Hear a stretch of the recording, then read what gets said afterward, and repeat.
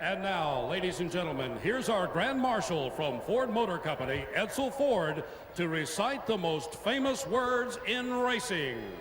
Gentlemen, start your engines.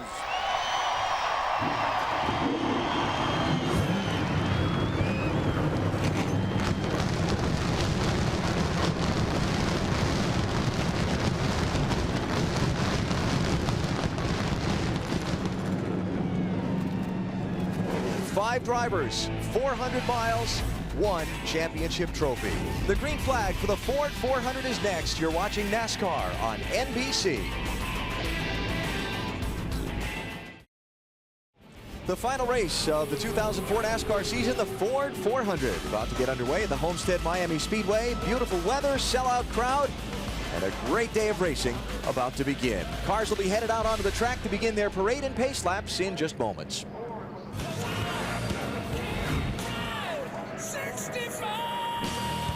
Budweiser, the official beer of NASCAR, proud to sponsor the Budweiser Pole Award, given to the fastest qualifier at each NASCAR NASCAR Cup Series race. How about Kurt Busch? What a statement Friday, winning his first pole in 2 years when it would have been easier to play it safe. Budweiser congratulates Kurt Busch for this weekend's race, the latest Budweiser Shootout eligible driver. Two teams that compete out of the same race shops, competing today for a championship. That's Chad Knaus, Jimmy Johnson's crew chief, wishing Jeff Gordon luck before the start of the race. And here we go with the starting lineup for today's Ford 400. Kurt Busch, championship leader on the pole. On the outside is Greg Biffle. And that's a statement. He did that on the second lap, which is tough to do. And like you said, Alan, he went out and did that, put it on the line, and that's impressive. Yeah, how easy to crash a car on a qualifying lap when you're hanging it out, right? Sir. There's Jeff Gordon in row 3. And my thought is, Greg Biffle, is he going to fight Kurt Busch on that first lap? Let's ask him. Greg Biffle, Benny Parsons, you got me? Got you, BP. You know, if that 97 car leads the first lap, that's 5 points. How much effort, how much resistance are you going to give him? Yeah, he's my teammate, and through thick and thin, I gotta give the courtesy, work with him here, give him 5 points. I got a really fast race car today, and I owe it to the National Guard and my team to lead as much of the race as I can, but we're going to give him a little bit on the first lap here. Well, all right, good luck today. Well, there you go. That's the importance of having a good teammate and being up front. I mean, just think if one of the Hendrick cars are on the outside or one of the DEI cars on the outside, Kurt Busch would have to really race for that first lap. And turn one, lap one is always such a tense time. It's got to be a little relief to Kurt if he and Greg Biffle have had this conversation already. Right, it takes the pressure off the drivers in the front row right now, knowing what the other guy is going to do. And you can say, hey, look, you know, I'm going to take the inside and let me get clear and get that first lap behind me. And like you said, it's going to be real busy behind him. You've been watching the starting lineup come by. We have not seen yet the second place driver in the championship. And we're not going to see him in this row. Yep. As a matter of fact, not even in this row. But back in 39th, his worst start in his career is Jimmy Johnson. But, you know, like I said earlier, he can get up to the front. He's got a good race car. He's got a good race team.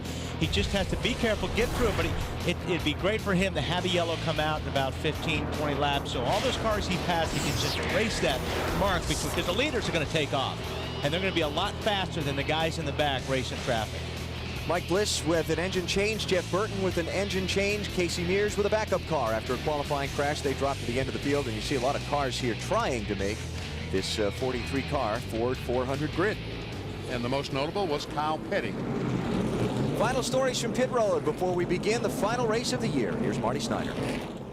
Alan, it is hard to put into perspective what goes into a championship run, but consider just this race for Kurt Busch. This 97 team started working on this car at the 1st of September. They have tested here just for their teammate Matt Kenseth only, so the test could be more private and the information would not get out. 2 months of effort into this race car and a year of hard work comes down to the next 3.5 hours. Can they win the championship? Dave? You know, Marty, at the end of the day, a statistical tie at the top of the standing is possible. And with 5 wins this season, Jeff Gordon cannot afford that because both Jimmy Johnson and Dale Earnhardt Jr. have more wins than he does this season. And the first tiebreaker, if there's a tie, is number of wins. Jeff Gordon can't get even today. He's got to get ahead. Matt? at days, and Jimmy Johnson could be the 27th driver to win the championship. Much like his mentor and co-car owner Jeff Gordon, if he pulls it off, it'll take place in his 3rd full season in Cup. When Chad Knaus formed this team 3.5 years ago, he used the 24 team as his championship model, and it has paid off. During the week, these teams park their cars side by side in the same shop. Today on pit road, they're parked side by side. And you saw Chad Knaus earlier give Jeff Gordon the thumbs up, giving his team a pep talk. It is a total team effort here in the Hendrick camp today. Just like what we talked about, we'll go out there, have a good time. We've got 267 laps, I believe, to get this thing up to the front. I don't care if it takes every last one of them. That's when it needs to be there. Go out there, be nice and smooth, have good pit stops, relax, have a great time, buddy. This is the last time you guys are going to get to race, any of you guys, till Daytona. So let's go out there and have some fun, go out in style.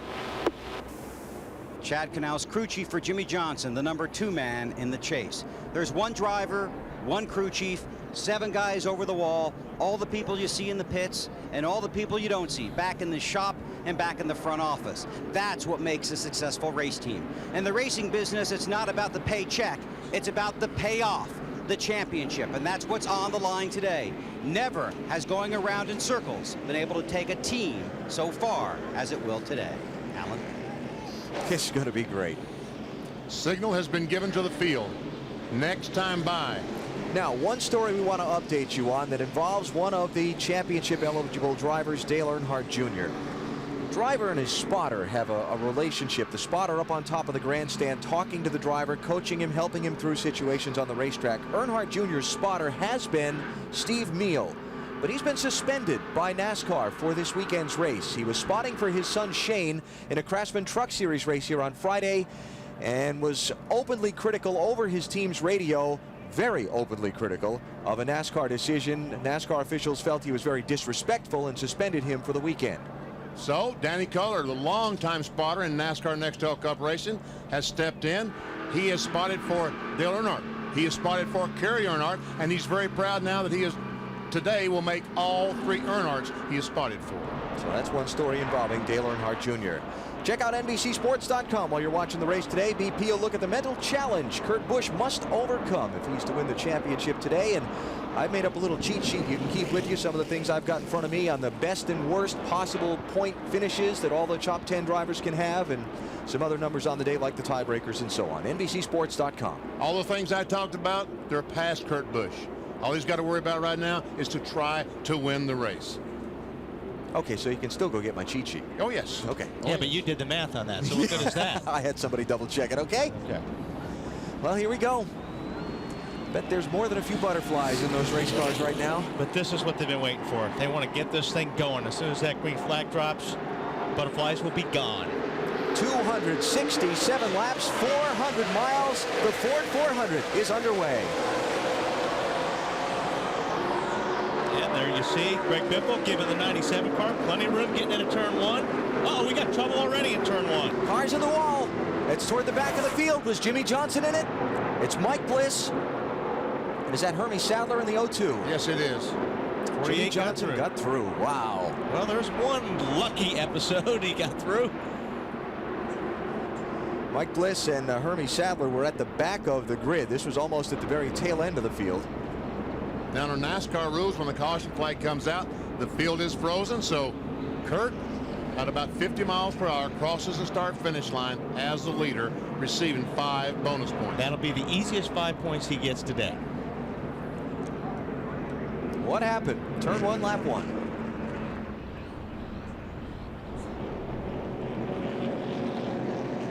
It's Bliss coming at you left of the screen. Hermie just goes around, looks like. No, he made contact with somebody. Somebody hit him in the left front, and he lost control. Yeah, I didn't see that. Let's see this. Yeah, he was way up high going into turn 1. There were 3 abreast. There was no room, and it looks like Bliss just spun it to avoid Hermie. Jimmy Johnson.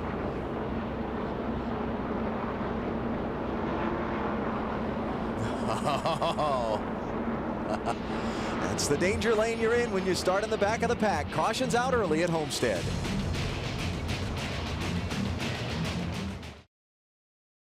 was on Friday. It's a pretty good deal, huh? Come to the race, get a new truck. And he looked like a truck driver, didn't he? Yes, sir. You didn't get one? No, I didn't get one. No. I look like a truck driver, but I didn't get one. Pace car's off, going back green with Kurt Busch, the leader, as we start lap 4. Greg Biffle, Ryan Newman, Casey Kane, Jeff Gordon, the rest of the top 5. Difference is now it's a single file restart instead of the double file start. But Jimmy Johnson's even further back from the leader right now because it's single file.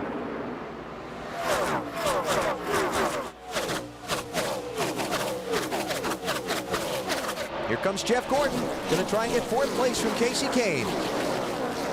You know, this track doesn't have that high groove like it did last year when we were here. I mean, it's got wide grooves, and here we go for a pass for the lead, and Biffle's going to take it. But it'll be interesting to see if that top groove gets worked in today. Because last year we were right up against the wall. And I'll tell you, the 16 car Biffle was very, very good in practice. This is the same car. Oh, we got another crash going into turn 1. Got a few of them involved. Jimmy Johnson's on the apron. He squeezes through again. Robbie Gordon is backing around the corner. He may have got tapped in the right rear.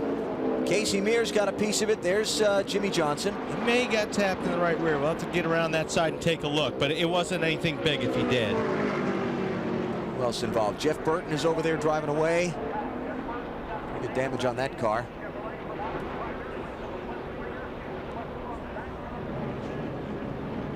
Jeff Gordon moved up to the 4th position.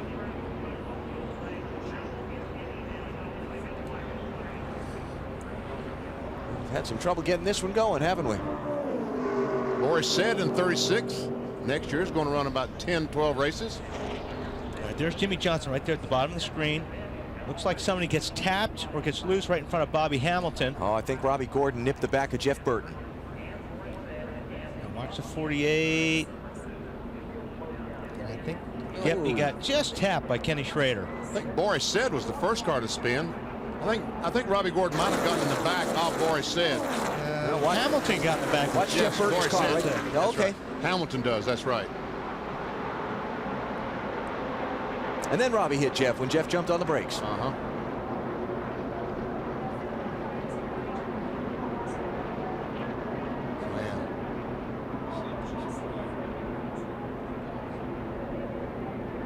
Wow.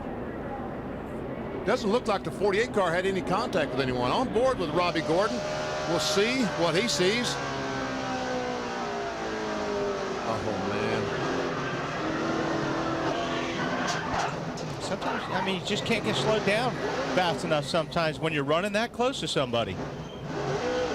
And this is Carl Edwards. Right in front of you, right in front of you. Stay low, stay low. Come on, baby. Did a good job. Real nice job there. It was a great move. Bill? Well, Jimmy Johnson preparing to come down pit road. This would be his 2nd stop. He stopped under the earlier caution to top off with fuel. And they also made a chassis adjustment. And Wally and Benny, and you saw that, that looked like a big chassis adjustment. I asked crew chief Chad Canals about that. He said they changed the wedge because of how hot it is. It's hotter than they thought it was going to be. Under an early caution here in the Ford 400 at Homestead, Florida. You're watching NASCAR on NBC.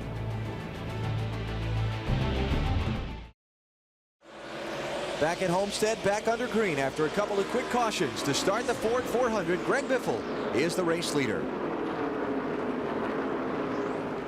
And just think how relieved that Kurt Busch is. He's seen 2 crashes already, and they've been way behind him. Unfortunately, the guy that's been back there, not too crazy about being back there. Kevin Jimmy Harvick Johnson. taking 7th place from Ricky Rudd, and here comes Jeff Gordon again. Underneath Newman, the 12 car. That's for 3rd place. Now Kurt Busch sees that bright orange hood in his rearview mirror. That's sliding up there. Casey Kane. That's not a shock. Casey Kane just, of course, I don't think he wanted to be that high this early. Gave up a spot to Bobby Labonte. That's 5th place Bobby's into now. Casey back to 6th. Jimmy Johnson on pit road under this last caution. Bill? Well, Jimmy Johnson, Allen, started 39th, his worst starting spot in 111 Cup races. He has pitted twice, once for fuel. The last time he was on pit road for 4 tires fuel and to repair a little damage he got on the right rear of the car. He's not really thrilled about starting at the back of the pack. Listen to him talking to Chad Canals. Just slide your tires? Sure, I don't think that I did, but get me the hell out of from being back here, man. Not a lot I can do right now, man. Jimmy Johnson's going to have to race his way out of that poor position as the 24, his teammate Jeff Gordon, battles with championship leader Kurt Busch. Second place, Jeff Gordon. And Ryan Newman in the 12 going to try and slip Kurt Busch back another spot. Hey, Matt, this 24 car is looking pretty good right now.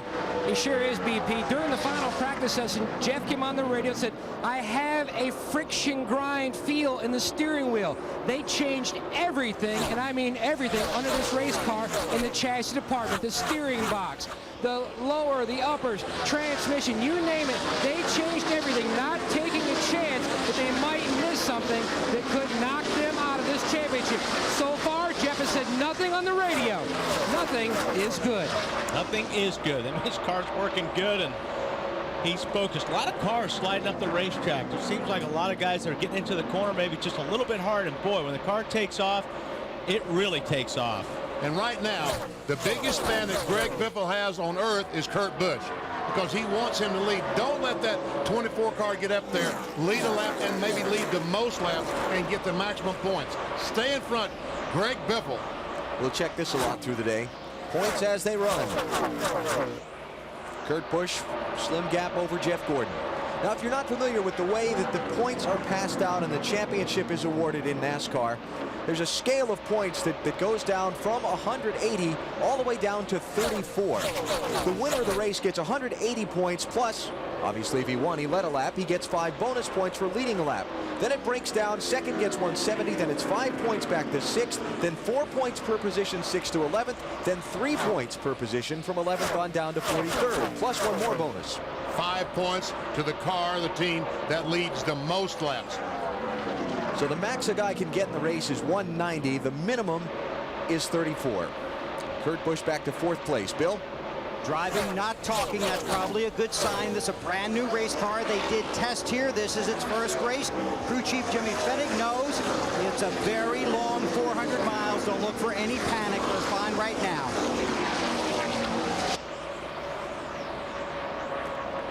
Kurt's state of mind throughout this weekend, it's been kind of hard to read. He seemed pretty calm on the outside, but I just can't, you can't believe he didn't have the big butterflies. No, you definitely have the big butterflies. The biggest problem in his situation is it's his to give away.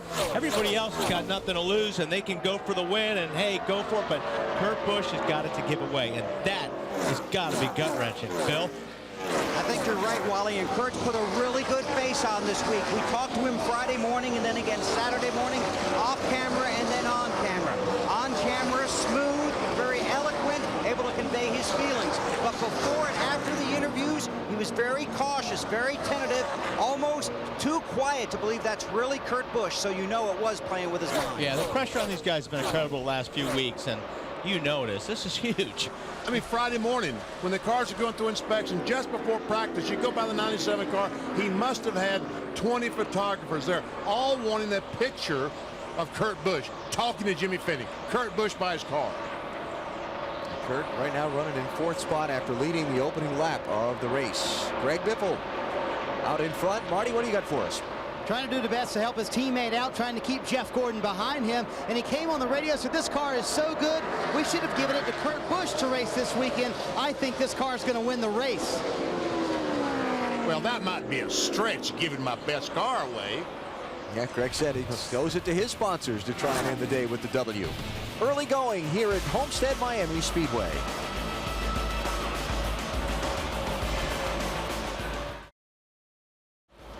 Homestead-Miami Speedway and the Ford 400 approaching 50 miles, and Mark Martin's day had a big scare here a second ago. Well, you talked about it at the very opening of our show. Yeah, Mark got underneath. Who was that? Oh, Timmy McMurray got a little bit loose. And when he got right up next to that car, it really took the air off the back of the car. So he did a great job saving it, but that was a moment. Marty? BP Hour, Wally, I'm sure you've been in that situation before, haven't you? Yeah, like every lap yesterday. Took Mark about a lap to catch his breath, and you could tell on the radio when he came back on. He said, I just about costed the whole thing right there, didn't I, guys? Well, he managed to save it, and he is fallen back to 16th place. Here's a guy that's just got it all going right now. Greg Biffle's opened up a huge lead. Yeah, about 2.5 seconds so far. Jimmy Johnson's been moving up. He's 21st, but the problem is he's 17 seconds back. This is where he needs a caution to race all that time. Bill? And it's going to be interesting, Wally. I talked to his crew chief, Chad Knaus, this morning in the garage about their race strategy. He does not want to get out of sequence with the other championship contenders. He said 15, maybe 20 laps at the most, but he will not take a chance to put him out of sequence at a number greater than that. He wants to be on the same sequence as the other guys, so that could affect how they pick up positions here. But Bill, what did Chad say about maybe taking 2 tires in a situation like this if the caution comes out? Alan, there was a lot of talk about that, as you know, in the garage this morning. Guys watched the Busch race, and there was a big difference of opinion of whether you can take 2 or whether you cannot. I do not look for Chad to take 2 because just basically by his reputation and the way he's worked in the past, it's not something he's done a lot of. And I agree with you, Bill, because he has got a good race car right now. If he can pick off 3 or 4 more cars, it's better to just get in the pits, get on 4. He can drive that car to the front.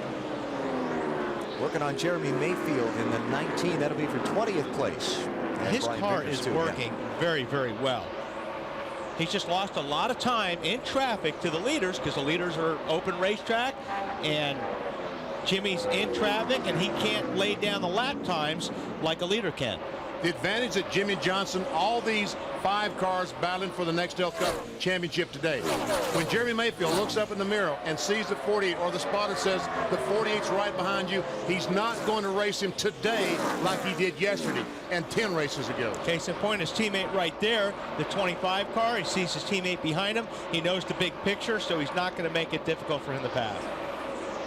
So that's going to be 19th place that Jimmy Johnson looks to pick up on Brian Vickers there. Vickers backed off a little bit early, allowing the 48 car to move up the race, giving the entire racetrack. Take any line you want to, Jimmy. He's about a half a lap behind the leader, Greg Biffle.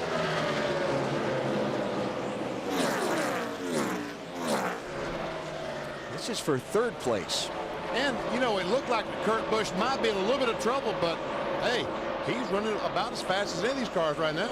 I think he's in a good spot. I think he would like to just stay in the top 5, you know, and race with the guys up front. Cars are handling well, not getting a lot of traffic. I think he's doing right where he wants to do. Bill, am I wrong? Never, Wally. Well, yesterday one adjustment maybe, but other than that, no. Kurt's just a little tight. First it was tight in 3 and 4. Now it's tight into 1 and 2. Track bar adjustment coming when he comes down pit road. And that's another thing. These guys hitting pit road, we'll take a look at it later. It's tricky getting into the pits here, especially under green, because you have to use the access road, and it's very hard to get any grip down there. Let's check our Nextel Cup chase facts for this Homestead-Miami race.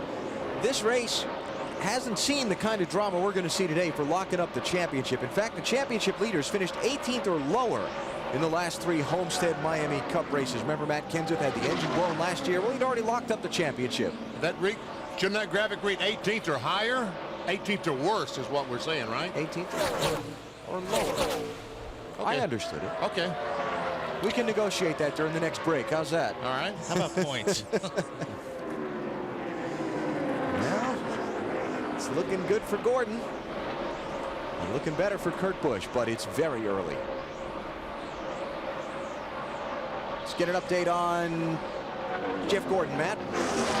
Now, Alan, typically teams do not pit next to each other who are teammates because they don't want to take a chance of ruining the other's day, but that's exactly what Robbie Loomis and Chad Knaus did. Right now, Jeff is 2nd.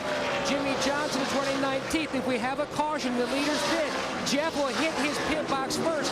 Why did they decide this? They thought it would be an advantage. Jeff will stop short to help Jimmy. These 2 teams trying to work together for the same goal, to get one of these cars the championship at day's end. We are 50 miles into the Ford 400 at the Homestead-Miami Speedway. Greg Biffle's the leader through the field when we come back. Homestead-Miami Speedway, South Florida. We started the season in Daytona Beach in the sunshine. Now the Ford 400 bringing a close to the season under sunny skies and 80-plus degrees. Hope you're enjoying it. Let's take you through the field, starting with Greg Biffle, and here's Marty Snyder.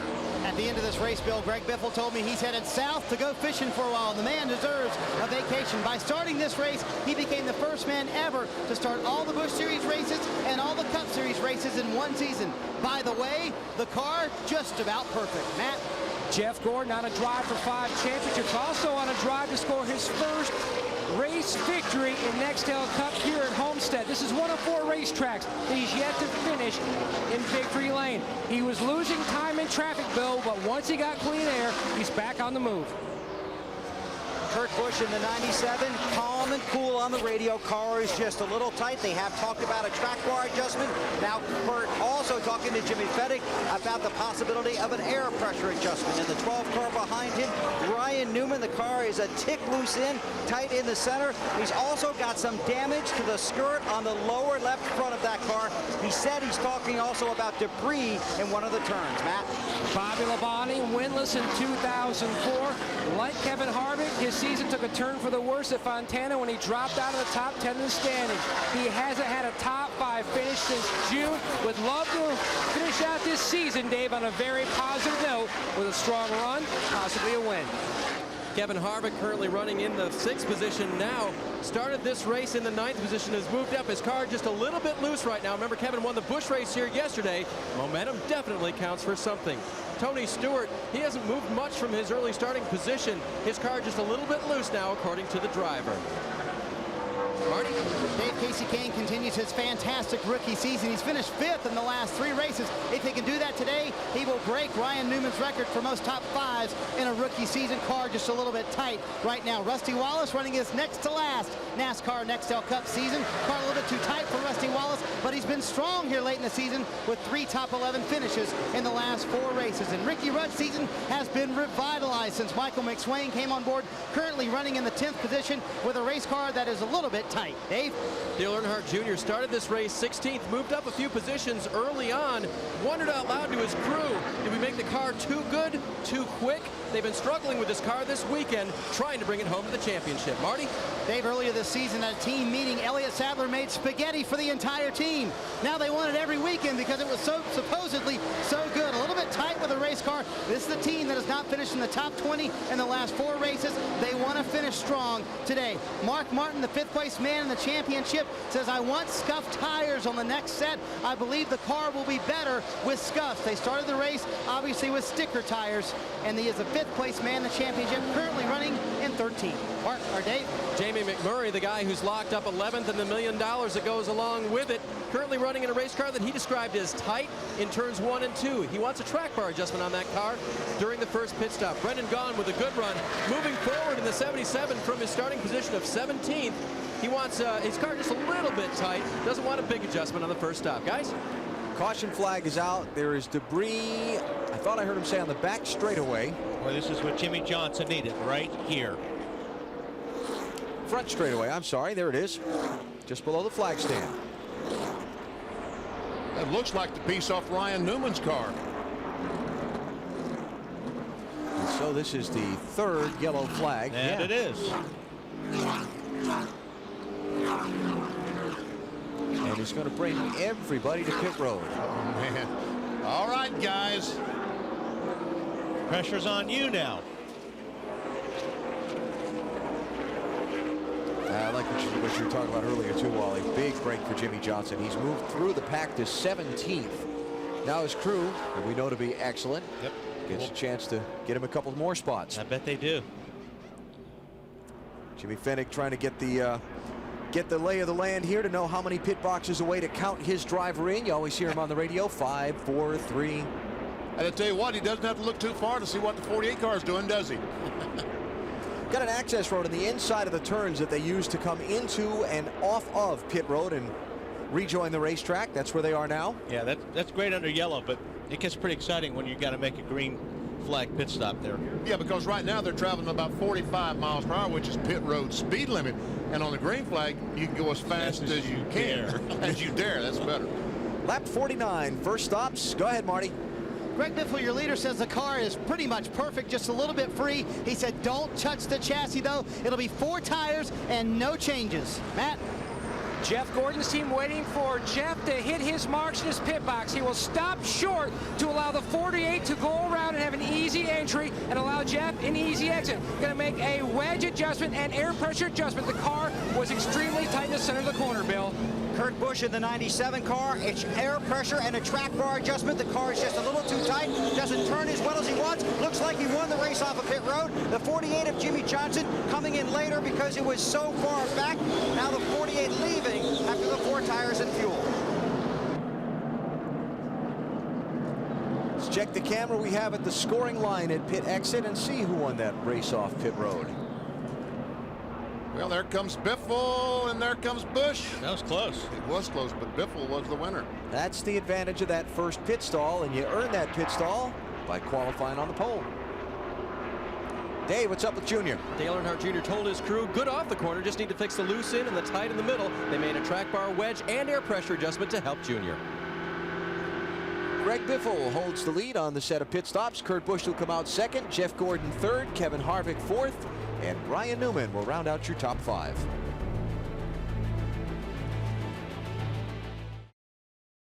Matt was talking earlier about Jeff Gordon short pit until 48. See, Jeff Gordon is way back from the line. Here's the line right here. So he stopped way back so Jimmy Johnson could come in and swing and have all this extra room. And then when Jimmy Johnson is his pit, Jeff Gordon has all this room to get out. And that was a great move on for both those guys, especially Jeff Gordon. And that's the great part about being teammates and pitting together. Exactly. Because if the 48 car had another car behind him, it would not be as good. Hey, what is this, Marty? BP, check out the right front from Greg Biffle's car. This is shredding on the inside of the tire. This was from a race car that was supposed to be handling, ideally, just a little bit free. Already a problem developing on these right front tires today. I did check with Doug Richard, the crew chief. He said they were conservative on the camber number, BP. Well, they're going to have to go up on the air pressures, I think, a little bit to start with, but that might help that. Oh, look at that mess off turn 2. They're about 3 deep there for about 7th place or so. It's at Rusty Wallace in 8th, Dale Jr. in the middle of that soup in 9th. Boris Sed's in there, 36. Mark Martin, he gets to see it all happening. Mark's in 11th place. Some lap cars down to their inside. Zero Mike Bliss is lap down in 35th. Boris, you mentioned, Wally, he's a lap down in 36th after that early spin. And that's just not the kind of sight. Yeah, Robbie Gordon's got some sheet metal flapping. That'll probably wind up coming. That's his whole left rear fender. And the gas neck is located in that. And for 4th place, Ryan Newman. Got a run on Kevin Harvick. And Robbie Gordon has been given the black flag by NASCAR to please take that car to pit road.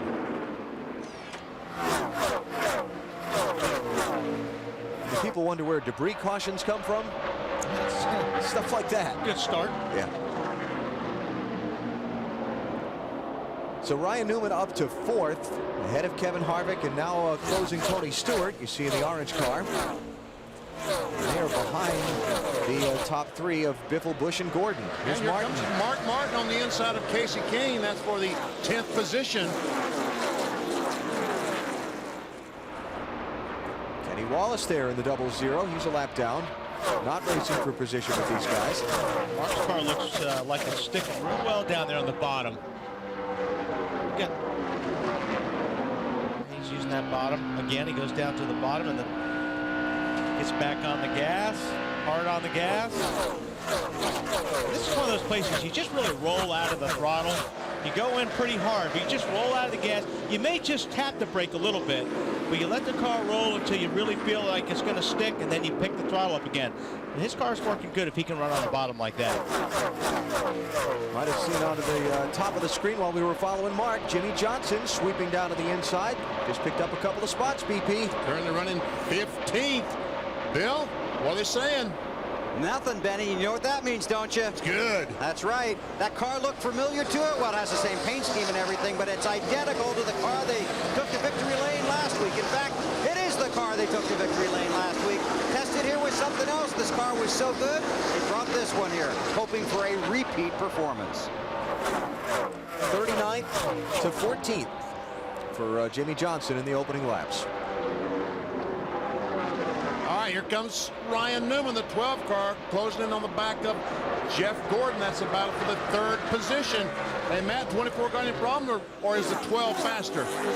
BP, Jeff Gordon was told in the last caution, for the first 15 or 18 laps, the 16 and 97 of Biffle and Busch are much faster, but then the times level off, and then Jeff starts to make some headway. They made 2 days of testing here. All they did were long runs. That's what they're hoping for, so Jeff can slowly reel in the leaders. And another thing is these guys are all aware now that the 16 has tire problems. So they're not, yeah, he may be fast now, but he may not make it 60 laps before a pit stop. So they're just concerned on what their car's doing right now and making sure that they don't have any tire issues. Because every one of those crews saw that same tire we saw on our screen and realized, hey, fellas, there could be an issue here. Let's see if Newman can slide underneath him here. He's trying. Mark Martin tried to take a spot away from Dale Earnhardt Jr. It's going to be 9th place they're wrestling for there, Dave. And Junior started actually in 9th and has picked up that 8th position now. Remember, he split the corner into 3 parts, and he said the only thing good about my corners right now is it's good off the corner. Well, unfortunately, he radioed in just a few laps ago, better in and through the middle, but it's picking the nose up off the corner. We made it tight in that 3rd of the corner. Marty? Dave, too tight on the first run for Mark Martin. They made an air pressure adjustment trying to get it better and put on the scuffed tires he wanted just now. Pat Tyson asked him, is it any better? He said it's definitely better as he passes Dale Earnhardt Jr. All this going on behind Greg Biffle, who has been out in front since the 5th lap of the race. Kurt Busch led the opening 4, few of those under caution. And he holds on to a strong 2nd place after that pit stop a couple of minutes ago, Bill. And Alan, just a second ago, crew chief Jimmy Fennig talked to Kurt Busch about the tires, said your tires are fine, but their camber should not be an issue. There are other teams running more camber than the 97, which is the angle that the tire leans and attacks the track at. He said, your tires are fine, don't worry. Just what a driver wants to hear. Yeah, I wonder if the leader knows all that. Don't worry. Greg Biffle out front here at Homestead-Miami Speedway. On a beautiful day in South Florida, Greg Biffle leads the Ford 400 at the Homestead-Miami Speedway, and we're just past the 100-mile mark. Biffle has led all but the opening 4 laps of this race. You know, we saw the right front tire off Greg Biffle's car, and Bill Weber talked about camber. Let's take you inside our Home Depot virtual garage and show you exactly what we're talking about by camber. Camber is how you lean the tire in or out. As you go in with the top of the tire, that's negative camber. But you see down here how the inside of the tire is riding on the racetrack. The intent is down the straightaway, you're riding on the inside of the tire. When you get to the corner and the body compresses, the spring compresses, the pressure goes all the way across the tire. Which heats it up. Which heats the whole tire up. The problem is down the straightaway, that inside tire is always hot. Always hot. And when you start on low pressures, that even aggravates the problem more because the tire flexes more, it stretches more, and it wants to tear that tire apart. So that's another bad thing about it. So if they made those pit stops at lap 49, we'll keep an eye on Biffle about 85, 90 or so and see what happens there. And you wonder about his teammate Kurt Busch. Are their setups similar? Bill, what are they saying? Well, as we talked about, the tires that came off his car were okay, but a few moments ago, Kurt talking to his crew chief about his right front. Give it a listen. The track bar up is freed up. For some reason, the right front is working harder. I'd like to take air out of that tire, but I can't, because otherwise it puts too much more stress on that tire. Gotcha. Yeah, we need to wash our right front. 16 was going to hurt one, but he's got about a half a degree more camber than us. So the The 16 of Biffle, more camber than the 97 of Busch. Remember, Kurt's car was tight, so it is not as tight as it was. They did loosen it up. But guys, Wally, Benny, that's what we'll watch for, that camber issue on the right front. Yep, and he even said about the, you could drop the pressures to help get more grip, but it's that side force on the tire that wants to rip that tire even when it's brand new. Kurt Busch is running second, Jeff Gordon fourth, Mark Martin eighth, Jimmy Johnson up to ninth, and Junior has fallen back to 12th place. And you see the standings as they run here just past 100 miles. And Kurt Busch has said, please, Greg Biffle, don't have a tire problem. Once again, he is now a huge Biffle fan because he's the guy that has a chance to lead the most laps today. But Jeff Gordon worked to hold off Ryan Newman for that third spot for a long time, Matt. Finally had to give it up. The tire wear, Alan, on the 24 car looked very good, but the lap times do not. Jeff came on the radio and said, whatever changes we made, it's obvious that we didn't do enough to help this car. It is still way too tight off the corner. Finally, back at lap 76, he just allowed the 12 to go by. He didn't want to force the issue. There again, you can't force the issue today, this early in the game anyway, when you're racing for a championship. And he's moved up the racetrack, trying to go up the racetrack and not put so much pressure on the right front tire. Mark Martin started 11th. Marty, he's up to 6th. Check that. I'm sorry, he's up to 8th. Yeah, running well, though, Alan. And ran well early in the run, but now Mark said it's getting too tight. He told Pat Trice, listen, we got tight too early in this run. We have to free this car up. I can't be this tight, this long. This is not the car they tested here. Pat said maybe that was a mistake to bring this one, but this one has performed so well, finishing second at Atlanta and at Darlington. Bill? Marty scanning the 48 car of Jimmy Johnson. I just had to check my scanner to make sure it was working because I'm not hearing a thing, and that's because Jimmy is not talking. The only thing on that radio, crew chief Chad Knaus calling out lap times. Johnson continues his march to the front from 39th. Dave. Bill Jr.'s team not calling out anything. Very, very, very quiet on the radio, and that's how Junior likes it. The only conversation is from him, and it's not good. Last time he radioed in on lap 87, four-wheel slide, won't turn in the middle or off the corner. Not happy with the race car. Did you see that progression of the 48 car of Jimmy Johnson? Wow, was that impressive. Yeah. And now he's in a position where he's running in the top 10. The cars are good. He doesn't have to race in the track. He's much happier right now than he was about 50 laps ago. There's Jimmy, who has had a lot of success on 1.5 speedways this year. This Homestead track, a 1.5 miles. Jimmy has won 3 of the 8 races on a 1.5 mile track so far this year. That's a pretty good record. Yeah, I would say.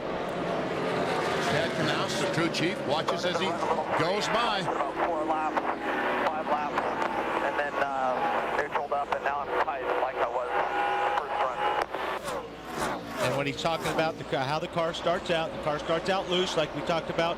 Normally that's what happens, and then it goes to neutral, and as the fuel burns off, the car's not turning well. It's tight. What they'll try to fix is they'll try to get that car neutral for a longer period of time.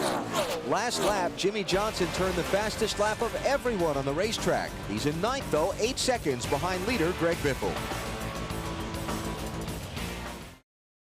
It's the Ford 400 for the NASCAR Nextel Cup Series from the Homestead-Miami Speedway in South Florida. The final race at the end of the day today. They'll pass out the championship trophy. Greg Biffle is out in front, as he has been for all but the first 4 laps of this race. He's got 2.5 seconds on his teammate Kurt Busch. See the 23 car of Shane Meal about to be lapped, and guess what? Jimmy Johnson, his 48 car, continues to go towards the front as he goes by Rusty Wallace. Bill? Car's been good, Benny. Jimmy's report that it was neutral at the beginning a couple of laps ago. He said it is starting to tighten up a little bit, and that is the general consensus among these guys down here on pit road. The longer you go, the tighter it gets. There's a good segue as Jimmy Johnson makes a terrific come from the back run today to our singular wireless race talk poll, which has to do with best comebacks of 2004. Remember Jeremy Mayfield clinching his spot in the chase for the championship at Richmond, or Jeff Gordon in the turn 1 lap 1 thing and then the crash with Rusty Wallace and coming back to finish second in Charlotte, or Jimmy Johnson's 4 wins in 5 races in the chase, or Kurt Busch coming back from the turn 1 lap 1 thing, for the top 5 finish at Charlotte. Give us a vote. Pretty good. Yeah. All pretty good. And this one, Yeah, this is going to be a good one too, possibly. Yeah. Johnson started 39th today. He's up to 7th. Burns, what's going on? Bad vibration for Dale Jarrett. Heartbreaker, right rear, they think now on the 88 car. He'd moved his way all the way up to 13th after starting in the back of the pack. They're going to change all four just to make sure, but a quick on and off pit road under green for Dale Jarrett. Under green and a little bit out of sequence. That may come around to bite him. And Jarrett had a good run going. Yeah, sure did, BP. Started in 27th, and he was up to 13th, about 13th place. Kevin Harvick trying to make a move on Jeff Gordon. That's going to be for 4th, Wally. And Gordon, you know, fighting that car a little bit. Harvick, if he can stay down on that low groove, similar to what Ryan Newman did, he'll eventually pass the 24 car, because if the 24 car is tight, he's not going to really be able to hold off Kevin. See, Kevin can run a lot lower, so he'll wear him out here, or you know, Jeff may just say go. Can't hold up. And that's what he did. He pointed out the window. Jeff just pointed his hand out the window. Kevin, go ahead. Go to my left. Kevin, not one of the guys chasing the championship here today, and a lot of the focus in the build-up to the race, obviously, and deservedly so, is on the guys racing for the big trophy.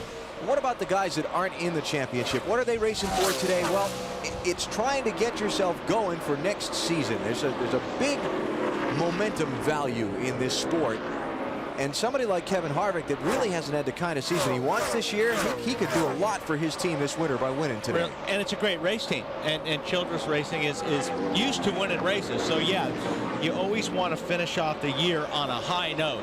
And so this is a real important race for everybody in the field, and believe me, everybody in this race, even the guys in the back, are racing as hard as the guys are in front.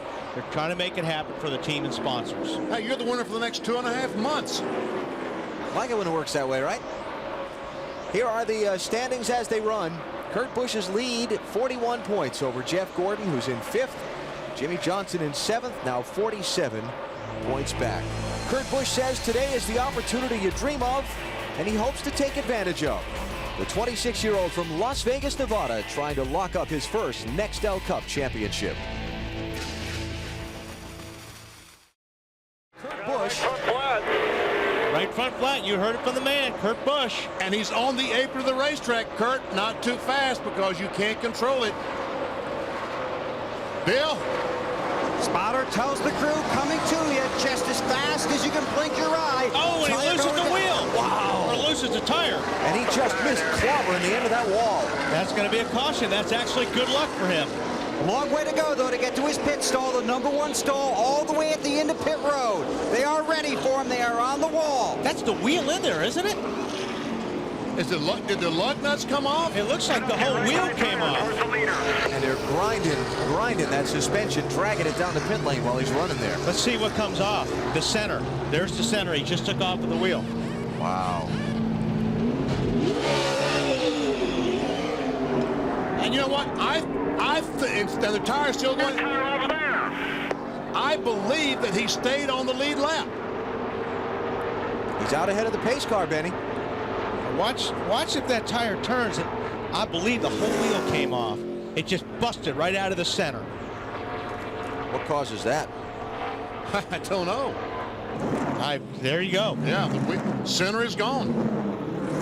What normally causes that is loose lug nuts. The thing working back and forth. But he never complained about a vibration. That is really strange. And he did stay on the lead lap. Wonder what damage he might have done with all that stuff dragging down pit road, though. Brake rotors. Yeah, you got tie rod ends. There's a lot of things. Exactly. You got a big, heavy race car that's just grinding all those pieces as you're trying to work your way into the pits. On the lead lap, you can pit this time. So now Kurt's back in 28th place, and there's the championship picture all of a sudden. Hey, we've been saying it all along. It can change at any second. It was going to blow, dude. I just had that feeling. It was vibrating in here. Okay, there he did say it was vibrating. Loose, but it happened. So he did notice it. I think loose lug nuts was the culprit there. That's when he talked about, remember when he went back out after they pitted, that's when he talked about, I don't like the way the right front feels. Wow. Here they come to pit road. Stops at lap 94, Marty. Your leader, Greg Biffle-Allen, said maybe we can free it up a little bit on this stop. He will be top of your screen. What they're going to do is a half pound out of the left rear tire and a half a pound of wedge. 4 tires, small changes for the 16 team. They're very happy, just a little bit tight. Matt? Jeff Gordon had to pull around the 12 of Newman. You can see the orange tape on the pit box. That was where they put the sign to help the 48, 4 feet back from where they normally have it. Track bar and wedge to help the tightness, Bill. 48 car just a little bit tight. Kurt Busch pulls way up in his pit stall. That will help Jimmy Johnson, who's pitted behind him. Johnson leaves behind him. Now they go to work on the 97 of Busch. They've already changed the right side. They changed the right sides again, work on the right front fender. Then they come around to the lefts and put on the left side. So Kurt was aware that right front was bothering him. Then it went. Now they pull the fender, the sheet metal away from that right front tire. Kurt very calm, very patient on the radio. They're going to try and beat it out with a hammer. They've got a tape bandage ready to slap it up there on the right front if they need it. They want to make sure that sheet metal is not rubbing against that tire when he goes back out on the racetrack. Now the question is going to be what caused that. And Bill, they got to be concerned that the fender doesn't grab too much air as it goes by and act as a parachute. So the first exclamation point moment on this day in the chase for the championship. Kurt Busch, lap 91. His right front tire, the wheel breaks. He narrowly misses the end of pit road, but he is still on the lead lap.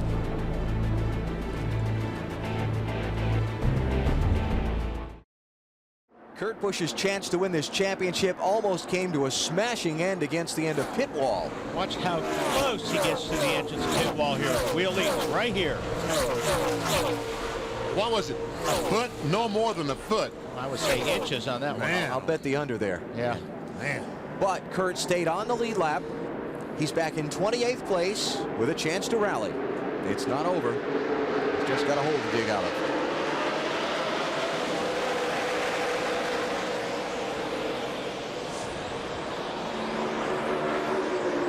By the way, Marty Schneider made a great point to us during commercial from down on pit road. He said if that wheel had not gone out on the racetrack from Kurt's car, then the caution probably wouldn't have come out. He'd have gone a lap down making the tire change. Exactly, or more. So I guess now the question is how much damage? That's the key. How much damage has he done? Is the car still driving as well as it did before the tire came off? We have a camera on Kurt. We'll keep an eye on him. We have cameras on Jimmy Johnson and Jeff Gordon as well at all moments throughout this race. Also watching closely Mark Martin and Dale Jr., the 5 contenders in this chase for the championship. Gordon lost a little bit of ground just before that last caution. Now he's got some ground to make up if they successful adjusted that car. Making some up right there. Just went past Harvick. So to put Gordon to 4th, Tony Stewart to 3rd. And Jeff Gordon in that 24 car just closes in right on the back bumper of Tony Stewart.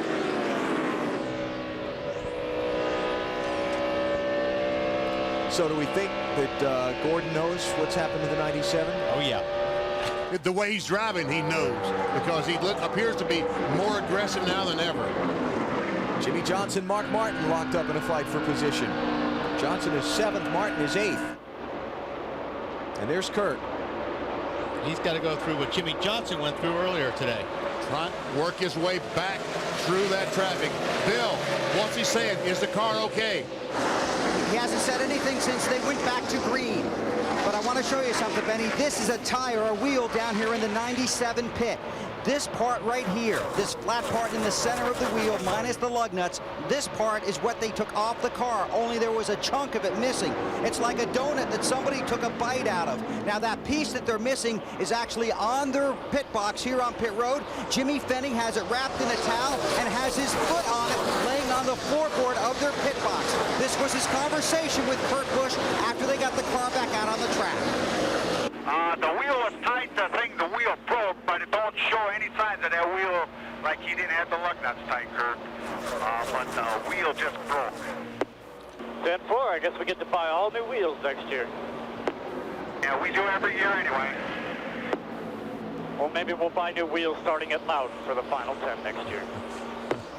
and that's Kurt Busch. He gets a lot of flack for the way he talks to his crew, but he has a sense of humor and a wit you have to come to appreciate. I talked to Jimmy Fenning, his crew chief, about this morning. He says that's the kind of athlete you want in your car. You watch any other sport, these athletes get upset because they're not doing perfectly. That's the guy he wants up on his wheel.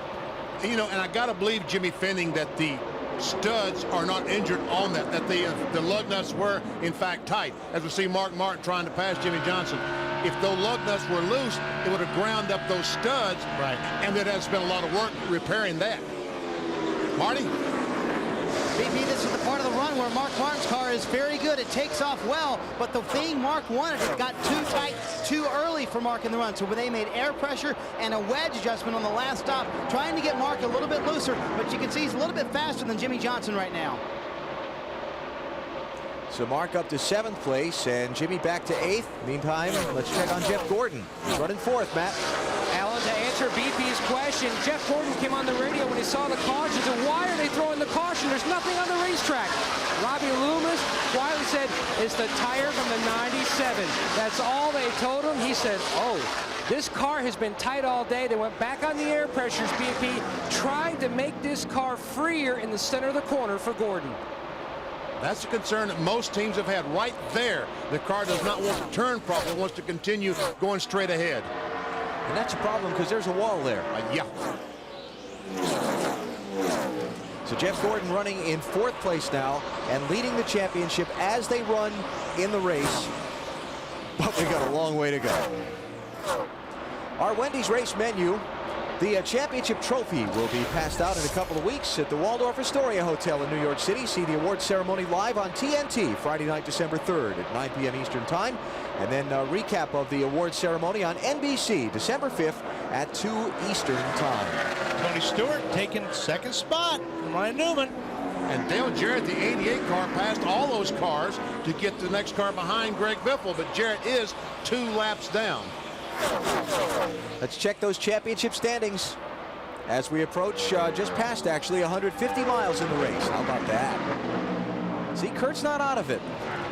He's got a lot of time to try and get back to the front as well. The drama's going to build to this one right until the very last lap. Greg Biffle leads.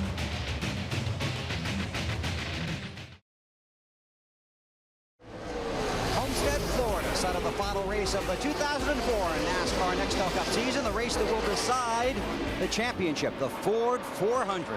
It's been some trouble. What's up? Got one up in the wall in turn 2.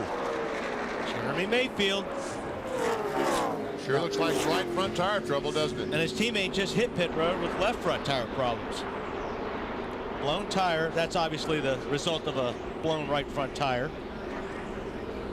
Because the car is still running. He's driving it toward pit road.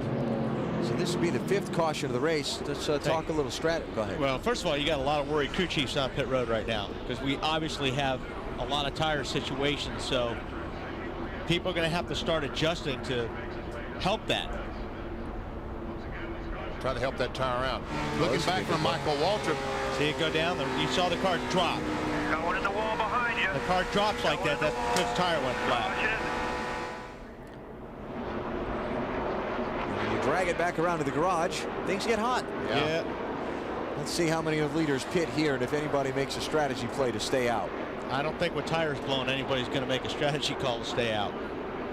So only pitted at lap 94. It's not even 20 laps ago. But you're right, Walt. Here they all come. So Greg Biffle, Tony Stewart, Rusty Wallace, Jeff Gordon, Ryan Newman, the top 5. Mark Martin, Jimmy Johnson, 6th and 7th. Dale Earnhardt Jr. is 10th. And Marty Snyder's got the leader's pit stop for us. And that would be Greg Biffle out on the call. We talked about it in the Discover Card Countdown to Green. Triple Indy. The gas man will go over, help the guys make the stop. It worked for Kurt Busch last week. A very fast stop they had. Greg Biffle hoping it works for him today. 4 tires, no changes. Matty? Jeff Gordon had climbed at the 3rd, then faded back to 4th. They feel like they're making big headway on the handling of the race car. It's still too tight. They're going to go up again, Bill, on the track bar. Jimmy Johnson is on pit road. His crew chief asked him if the car was okay. He said it was fine. He races Gordon off pit road. No changes. The 97 crew doing a pit stop they call the Darlington deal. Now they're waiting on fuel. They're waiting to top off the fuel. This is not what they were hoping for. It did not go smoothly. Now they're going to come around, and now they're going to go ahead and change left side tires. So they were trying a different type of pit stop here. It didn't work out, losing a lot of positions on pit road. They'll make sure they get it right, and then they'll send it back out. Wow. Now the 38 got out awfully quick. They may have taken 2. And Ryan Newman got out ahead of him, Wally. While Kurt Busch's crew is going to regroup. Caution just past 150 miles in the Ford 400 at Homestead. We'll be back.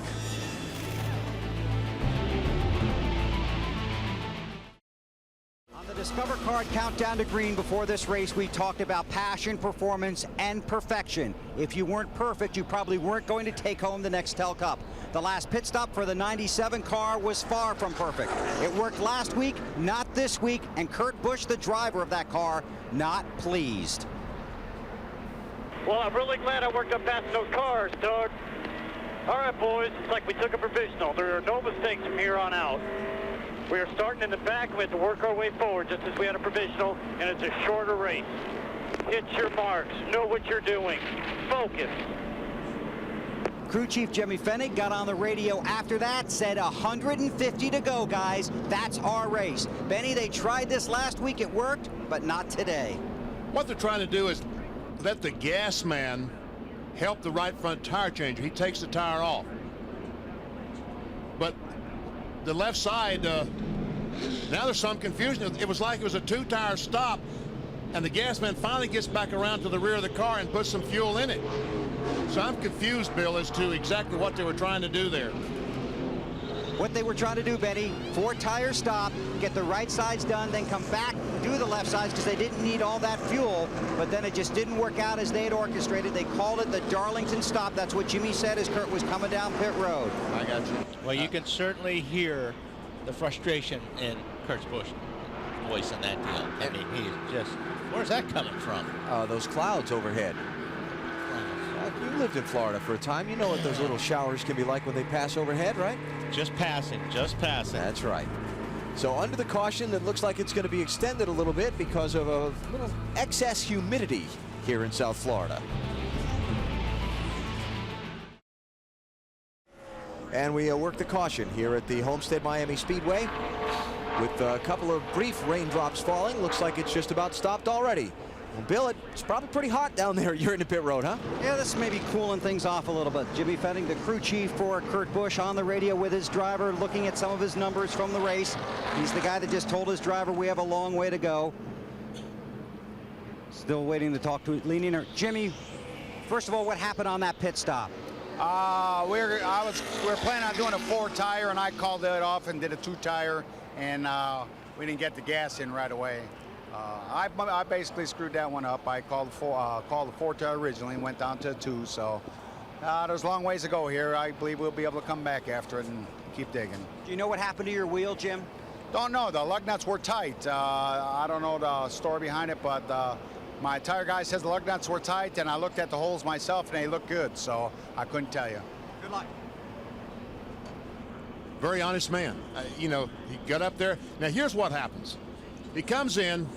Now the tall guy, this is the gas man. The tall guy, he takes off the tire, gets out of the way. He runs to the back to get his gas can. But they changed the right side. The car is down, but the gas man, they still haven't put any gas in it. Everyone is waiting for the 2-tire stop and for him to leave. Except the gas man, who thought they were doing the special pit stop we talked about on Benny in the pits. That's right. So now they're in there and they decide, well, we're in here. Let's change all 4. That's right. So for the second time today, the championship leader starting the day runs into some troubles. Now a little strategy played on this set of pit stops. Matty? While watching that video, you can see both the 24 and 48 teams lead before the 97. 2 tires, Robbie. Are you making headway on the tight condition? Yeah, I think we're making a lot of headway with the DuPont Chevrolet. DuPont race team's doing a great job. Just a matter of trying to get ourselves in a position here, get the track dry, go back green. Jeff's talking to me right now. And Jeff Gordon told me yesterday, to win this championship, you're going to have to win the race. They don't have a car capable yet, Bill, of winning it, but they're gaining. Chad Knaus, crew chief for Jimmy Johnson, a march through the field from 39, 2 tires on your last stop. Yeah, we just wanted to make sure we maintained our track position. You know, obviously it's pretty important here. We were back there in the back, and Man, it was a melee back there. People crashing, running into one another. 29 bouncing off us going down the front straightaway. It was a disaster out there. So we wanted to make sure we maintain the track position. Let Jimmy stay up there. Next pit stop, obviously, we'll get 4 tires and everything will be back on schedule. You said you'd come to the front, and you have. Did I say that? This morning when we were talking. Yeah, I felt like we had a really good race car yesterday in happy hour. And we're not as fast as the 16 just yet, but we're getting closer. Good luck. Thank you. David. Tony Eury Jr., car chief for Dale Earnhardt Jr. Okay, he said way better in, still tight in the center. Do you think you fixed it? Oh, yeah, we decided yesterday we just make small gains today. The car's getting better and better, and we took 4 here. A lot of guys took 2, so maybe we'll see if tires are an advantage for the end of the race right here. But all in all, we're pretty happy. We ain't been that great on these kind of tracks, and it looks like we got a top 10 car right now. Thanks, Tony. Marty? Dave, Mark Martin started 11th. He runs 11th. You've had a tight race car all day long. Pat Tryson, have you gotten it any better? Yeah, we've gotten a little better each run. The Viagra 4 Taurus to start off a little too tight, and freed it up a little bit more this run. So last run was pretty good, just need a little bit more. So hopefully we got it pretty close right now. Pat said for me it was a no-brainer. 4 tires on that stop all the way. Alan? Show me points. Look at this. 2 between Gordon and Johnson. Busch 54 back now, and we're not quite halfway through the Ford 400. Jimmy Johnson able to get through. And Johnson had to dodge another one just 5 laps later. And this one got a little close for comfort. Yeah, Kenny Schrader gave him a little love tap in the right rear fender, but no damage. Mark Martin had a moment here. Got very loose. Saved it, though. Then Kurt Busch running in 3rd place at lap 91. Has the right front wheel brake. Actually, it broke off, and he almost ran into the end of pit wall. I checked that. He was running in 2nd at the time that happened. Then had a pit road problem a minute ago. And speaking of pit road problems, what's this? Jeff Gordon is on the access road coming to pit lane. Matt? Last time by, Jeff Gordon keyed the mic and said, look at my left rear tire.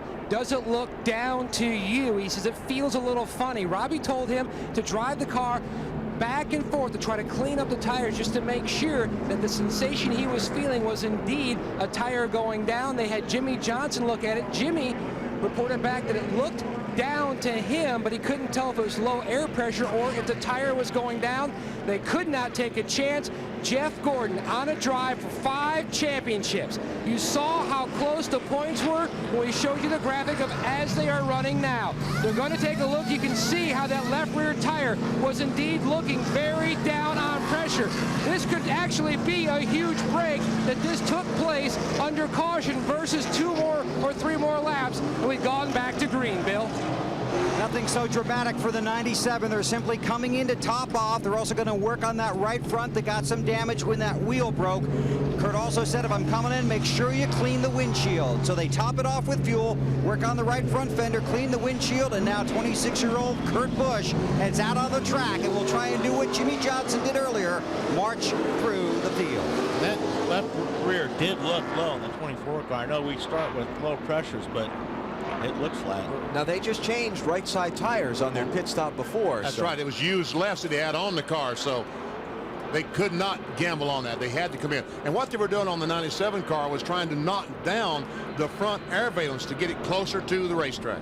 We were coming to the restart. They have waved that off and put the lights back on atop the Ford Mustang pace car. So we'll take a break here, come back for the resumption of the Ford 400. The chase for the championship, its final chapter today at Homestead-Miami Speedway in South Florida. You ever read a book, and the closer you get to the end of the book, the more you keep turning pages faster and faster because you want to see how it ends? What I do is run to the back of the book and look at the last page. Well, not today. Can't do that, no. We got to run each lap. We know how the NASCAR Busch Series championship ended. It ended yesterday with Kevin Harvick winning the Ford 300 as we get our NASCAR Busch Series update. Stopped Jamie McMurray's bid for 3 straight wins by 1 spot. And you're looking at the Busch Series champion for 2004, Martin Truex's final margin over Kyle Busch, 230 points. Congratulations to Martin and his Chance 2 racing team. And Martin Truex will run about 7 Nextel Cup races next year, and then a full assault in 2006.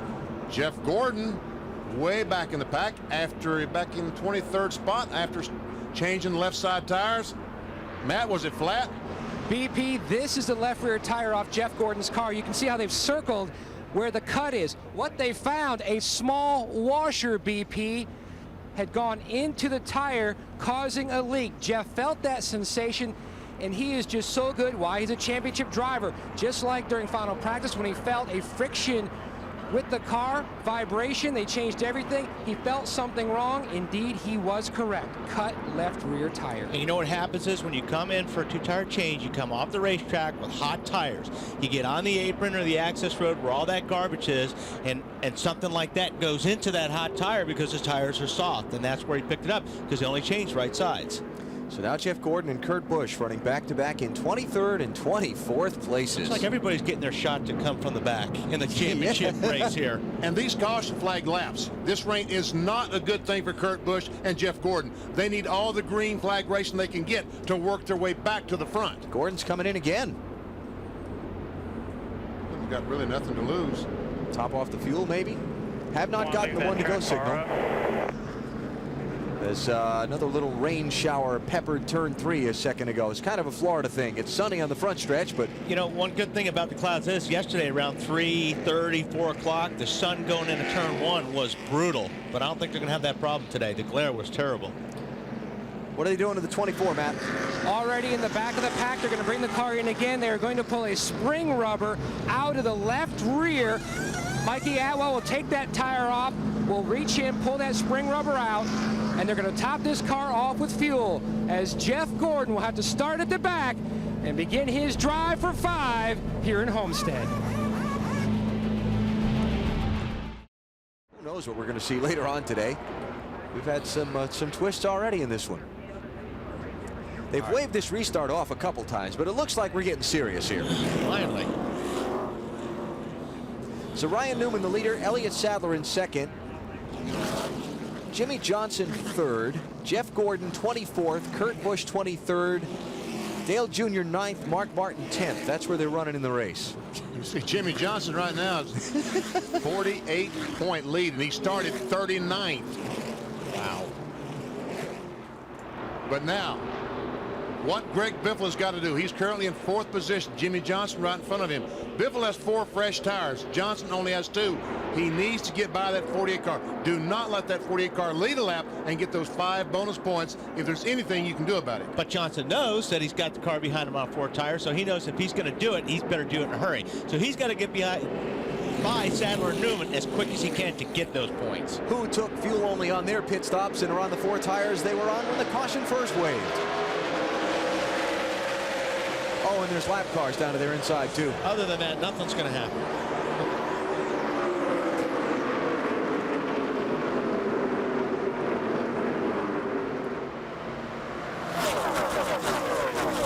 Orange car there is Bobby Hamilton Jr., who is in 31st place, the first car 2 laps down. Oh, and there goes Biffle. Yeah.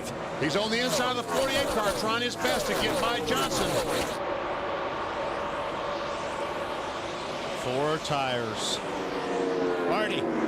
Wally under the caution as crew chief Doug Richard told him exactly what BP was talking about. Do whatever you can to keep the 48 from leading lap. He said, I've got that covered. Also under the caution, he thought he might have had a right side tire that was left loose during the pit stop. They had his teammate check it out. He said, you know what? Let's just stay out and see what happens. Looks like it's pretty good right now.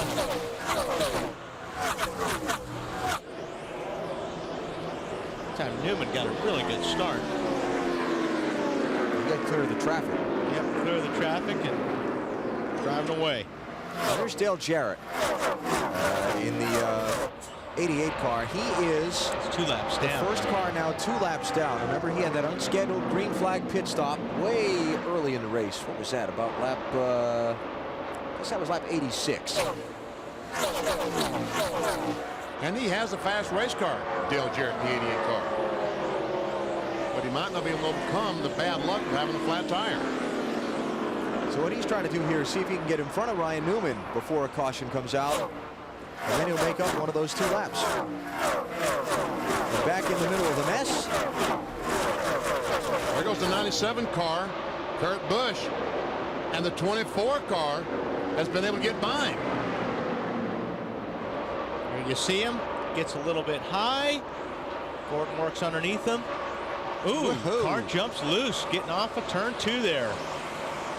He had to back out of the throttle and gather up his composure. That's got to be one frustrated young man behind the wheel of that race car right now. Well, you can hear it in his voice on that last pit stop. It's definitely a lot of frustration there because, as I said earlier, it's theirs to give away, and so far they've been trying to give it away. Yeah.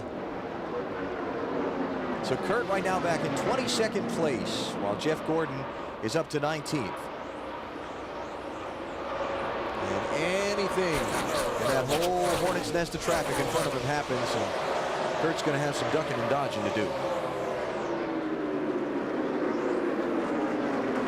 Benny, the day you won your championship at Rockingham, you kind of had a day that nothing seemed to go right. You must have been feeling that same kind of frustration that day. That's exactly what I was feeling on lap 13. I hit another car that had spun and ripped off the right side of my car and spent an hour in the garage area trying to repair it. Luckily, I was able to do that. But meanwhile, which way is Junior going, Dave? Frontwards or backwards? He's going forward, BP. Good. Yeah, as car chief Tony Uri told us that the car would be decent all week long for pit stop practice. The guys didn't do much different, and that was a good thing. They said, we've been doing pretty well lately. Don't change anything. They practiced 3 times this week. So far today, they've gotten Junior on and off pit road quickly. In fact, one time he said, guys, make it small. That was Junior saying. Actually said, dudes. He was telling them to make it small, make it quick, and they did. Second place. Greg Biffle, the 16 car, goes by Elliott Sadler. Which we knew was going to happen. Yeah. What are they saying about the 38, Marty? Well, Wally, I asked Todd Fair why fuel only on the last stop. He said, you know, I think we have a really good race car. I just want to see what it does in clean air and if it can get out up front and run up for those guys. And I believe it can. They've been tight for most of the afternoon long, but there went the 4 tires of Greg Biffle right past him. He said, I know we'll lose some spots. Just a question of how many we lose. Bill? Well, Marty, the 12 car of Ryan Newman started off a little loose, then it got tight in the center, then it went back to neutral. That's basically where it is now. Ryan saying the car is good. Fuel only on their last stop. No reason to make any changes. They left the tires on. Dale Jarrett is catching them. He may get one of those laps back. Ryan Newman started today 7th in the championship standings. He can finish as high as 6th or as low as 9th. Depending on how this day unfolds for him. And that's a pretty good piece of change. Separates those spots in the postseason payout. And 17 of Matt Kenseth. Left front flat. Left front tire is flat, and he slowed in front of all the cars, and somehow they missed him. Now, were those guys, they changed forward too? They changed none. Fuel only on their stop. They did not change any. I don't know if you said that. I'm trying to listen to him on the radio as well, guys. Figure out what is wrong with this car. And it doesn't look like they were ready for that. Obviously, it was very quick for Matt to enter pit road. They'll now put on right side tires, make a 4-tire stop for Matt. Remember, he started this race 27th, had moved his way all the way up into the top 10, did not change tires on that last stop, and it may have been him. Wow, this is a long pit stop, Dave. Really confused. The front tire changer went to the right side. The left side tire changer, rear tire changer, I should say, went to the rear. Yeah. I went to the left side. Yeah.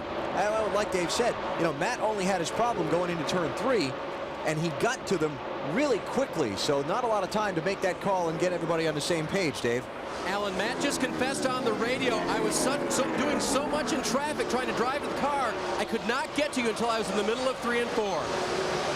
And the 9 car also, Casey Kane had a flat tire, rear tire, and he made an unscheduled stop. And usually the spotter will say, hey, you know, we got a problem, we're coming in. By the way, Matt Kenseth's problem is going to get worse here. Because he entered the racetrack off of turn 4. He did not use the access road. See the 48 car going by Elliott Sadler, about of a 3rd spot. So just to zip up the Kenseth thing, that's a pass-through penalty. He has to come down pit road at the pit road speed limit.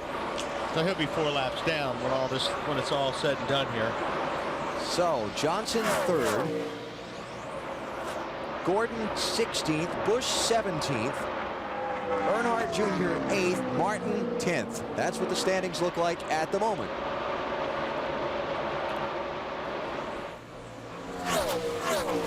Talking about the highs and lows of this chase for the championship. Jimmy Johnson has had both ends of that.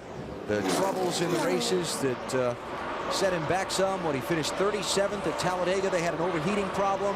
32nd at Kansas when they had troubles and spun out, Bill, but then 4 wins in the last 5 races. And right now, Alan, the 48 car, good. Loose, but good from the driver. But you know, in the garage area this week, those guys and the 24 guys, they were a lot looser than I thought they would be here, because they figured we got nothing to lose. We're just going to go out and try to win this thing, and, you know, we don't have anything to lose. Where on the other hand, the 97 did. So I think their attitude was, they were having a lot more fun than I thought they would this weekend at Homestead. They were not having a lot of fun on Friday, though, when they qualified 39. No, that was not a good day. No. What'd they do? They covered the car up and sent everybody home. Here comes Biffle, that 16 car. And 4 fresh tires versus no tires. Not much of a contest usually. Well, that was just a matter of time. Greg Biffle back to the point here at Homestead-Miami. Gave you our singular wireless race talk poll earlier, talking about great comebacks that we've seen this season. You voted.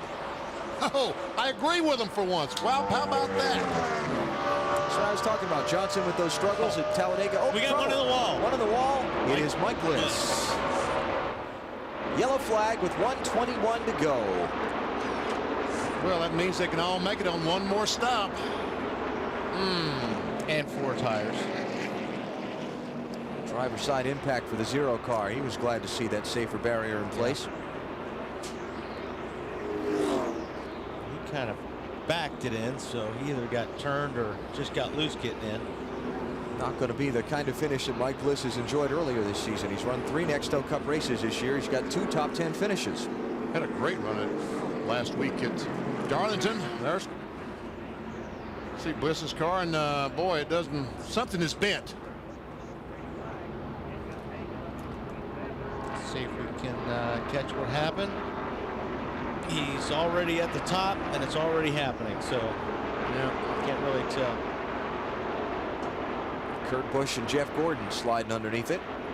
There we see Kurt Busch is closed up right behind Jeff Gordon, and they go by the wrecked race car and say, all right, here we go. Pit stops once again. Opportunities to advance, opportunities to mess up. We've seen a lot of that. Stops will be at 1:19 to go. And Greg Biffle is going to lead him in. Marty. Alan, the leader's going to do that trick pit stop again. They call it Triple Indy on the 16 team. They've had a couple radio problems, but otherwise, Greg said everything is perfect. Doug Richard, the crew chief, said we have to keep on our game here. 4 tires, no changes for the 16 car. Bill? 48 of Jimmy Johnson pulls into his stall, and this time angles out because he knows the 97 will be there. Tear off the windshield. That 48 car getting a little tight, Matt. Tear off the windshield for Jeff Gordon. Wedge adjustment already completed. He said the car started out good on that run. Restarting Bill 27 made it up to 15. No chassis adjustment for Kurt Busch in the 97, but it's 4 tires, and he's on his way. Wow. I don't know if Jeff Gordon or Kurt Busch won that battle off pit road. Wow, they're way back in traffic. Yeah, way back in traffic now. I saw Kevin Harvick get fuel only and Bobby Labonte get right side tires only. Tony Stewart beat the both of them off the pit lane, and I think he got fuel only, but I want to double check that down in the pit lane. Sort it out for you when we come back to South Florida. Getting ready to go back racing in the Ford 400 at the Homestead-Miami Speedway. We're past 200 miles in the race, and a little bit of strategy has shuffled up the running order off pit road. M3 Power, the new power behind the Gillette Young Guns, has been putting on the Gillette Young Guns Challenge. You could win $5 million. GilletteYoungGuns.com has details. Has to do with predicting the correct order of finish of the Young Guns drivers in today's race. You did say $5 million, didn't you? I did say $5 million. I thought you said. Okay, so. Boy. Want me to help you sort this out? Go ahead. Tony Stewart and Kevin Harvick, fuel only. They're first and second. Bobby Labonte, right side tires only. He's third. Scott Riggs and Michael Waltrip, also right side tires only. And they are 8th and 9th. Okay. The problem these guys, Tony Stewart, Harvick, Labonte have is Greg Biffle is right behind them with 4 tires. Yeah. And And then you've got Kurt Busch and Jeff Gordon on a restart again. They wish that would stop, because this when you get these restarts, that's when things happen. So they would like for this thing to stretch out so they could race. And Kurt Busch did beat Jeff Gordon off pit road, so he is 18th. Gordon is 19th. And they got the lap cars in front of them to the inside of the leaders, and it's got to be very uncomfortable.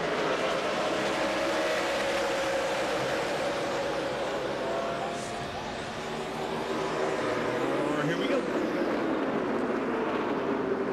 See how Biffle's car sticks, goes right underneath Labonte already. He's sliding back through another. That's Ken Schrader. Had some troubles down there in the 49 car. Biffle's going to be leading this thing in probably about 3 laps. Ooh. Kevin Harvick got nudged by Matt Kenseth right at the head of the pack. Nice save, Harvick. Very nice save. Here comes Labonte down low. I don't know if I do that or not. Very nice, very wise decision Bobby made by applying the brakes in turn 1. And Gordon and Busch's spotters are up there holding their breath, just waiting to shout trouble. Yeah, exactly. Here you see Kenseth gets in there and just touches the left rear of the 29 car of Kevin Harvick, and that's all it takes when you're going this fast through corner at Homestead. It's at about 170 miles an hour. Yeah, and you're already on the edge. See, Kenseth is 3 laps down. All that trouble he had with the flat tire and having to come a pass-through penalty. He's 3 laps down, as we see Junior and Carl Edwards in the 99 car. Jeff Gordon making 3 wide there for a pass. Ask Carl Edwards. Hey, what's up with Junior here, huh? He's going straight backwards. What is up with Junior? He's Dave. Traffic issues, guys. He commented about another driver on the radio. Not sure who he meant with the nickname that he gave him. But car's a little free in. That's all Junior said, so no big deal. He restarted 12th, and he's back in 21st now. Wow, look at this. Oh, wow. Busy. They were 4 wide at the start-finish line. They finally filtered down to about 2 or 3, and Kurt Busch is right behind all this. Yep, Jeff Gordon's right there going, please let me get through this. With his breath, probably. Anxious moments for these guys, because they want to get in front of it as fast as they can. Something happens in this mess and they get in it, they can throw their whole season away. Oh, there it goes. 38 Elliott goes Sadler. Caution. Well, it was just going to happen. Just a matter of to whom. Yeah. So, 7th yellow flag is out. Elliott Sadler started this day in 9th place in the championship. Could have finished as high as 7th. Might finish as low as 10th. And I'll bet the low number. Oh, man, I'm telling you what. And this is what these guys could be careful. Although it happened right behind them, Elliott just got loose, getting up off of 4. That's Sterling. Sterling just missed him. 40 car. A lot of damage to that car. He hit that car, the wall, very hard, and probably knocked the rear over. And a lot of damage. Tell you what, though, for some of the accidents we've seen off turn 4 this weekend, that's kind of tame, yes. He got off with that one pretty light. But he's not very happy, I'll tell you that. One more look.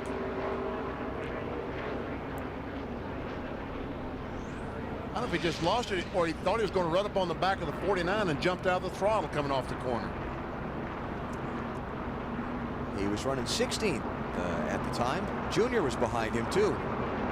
On board the Ford camera on Carl Edwards. I think he just got loose. Probably did.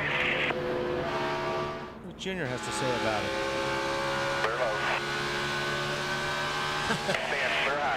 That's the way you like them to happen in front of you. Never backed off just the go. throttle. Disappear. Pit road's open. Don't see any of the leaders or championship contenders coming in, so we'll take a break. Stewart's the leader. You're watching NASCAR on NBC. Just a little over 100 laps to go in the Ford 400 here in Homestead, Florida. Field under caution. A lot going on here, too. Take a look down here in the 48 pit of Jimmy Johnson. See all those tires? Well, if you need any, you should call them because they got a bunch of extras because they've been going down and getting them off the 5-car. 5-car goes out, scuffs them, brings them back. They take them off. They bring them down here. So if this race is like 1,000 miles long, they're going to have enough tires. But basically what they're going to try and do is match up the codes on those tires and put the best sets they can on the 48 car of Jimmy Johnson. Now, the tires on the 97 car of Kurt Busch could be another story. Had a problem with the wheel once already. Listen to this conversation a moment ago. Did you guys check all those wheels after we had that first problem? Yeah, all the wheels were looking good. Yeah, I got the same problem again with my right front, I believe. I mean, it's too hard to say. I don't know. You know, there's too much going on today. I say leave it. Just never mind. Just omit what I just said. After that conversation, his crew chief Jimmy Fennick said, look, we've checked all the wheels. They all look fine. That's why they stayed out under this caution. So these championship contenders watching every inch of everything, trying to put themselves in a position for a shot here in the final 100 miles. Benny, there's even more stuff going on, isn't there? There really, you know, we talked about it at the very beginning of the show. Dale Earnhardt Jr. had a new spotter today, Danny Culler, and you know what? I think Jr. kind of likes what he has to say.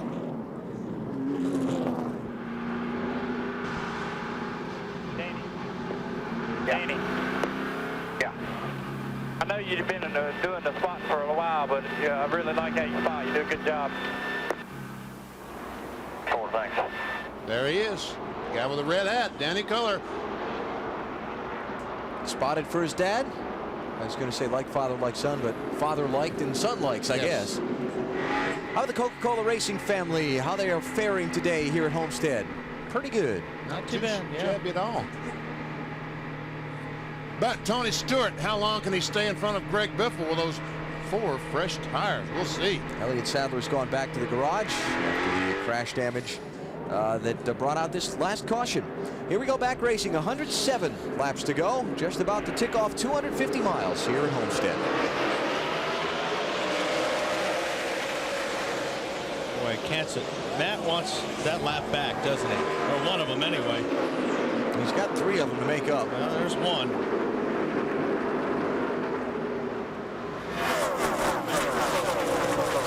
Kansas with a flat tire under the green flag earlier and came down pit road directly off the track without using the access road. There's Gordon busting out of traffic back in line. 24 by the 97, down the low line. And by the 1, and looking for more. And Weber, you know, these guys are probably feeling and hearing every little thing about those race cars now, aren't they? Absolutely. And in fact, just to follow up the tire story, a set from the 38, the Yates team, part of that Yates Roush engine package, just showed up in the 97 pit. Oh, man, look at that. Right in front of them both. And that was Mark Martin who just dove out behind the 0-1 car. And Gordon, here. No! Oh, man. Thank you, Joe. Yes, thank you, Joe is right. Because Joe gave him a lot of room right there. Did not have to. Oh, that's Casey Kane. The field scatters. Travis Kvapil to the inside wall. Oh! And the outside wall. And they got through another one. Holy cow. I'll tell you, Travis Kvapil in that 06 car, he turned that baby sideways, running about 180 miles an hour. See him moving around in the car. Yeah, window net's down. Letting the rescue guys know he's okay. Junior get a piece of that? He was right in the middle of it.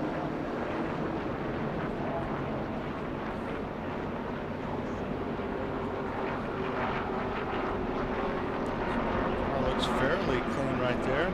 Well, let's see. There we see Jeff Gordon. Kurt Busch. Wow, they... What's it? And Junior just goes right above the 9 car. I don't think he had any damage. Oh, boy. That car wouldn't stop. Kvapil's.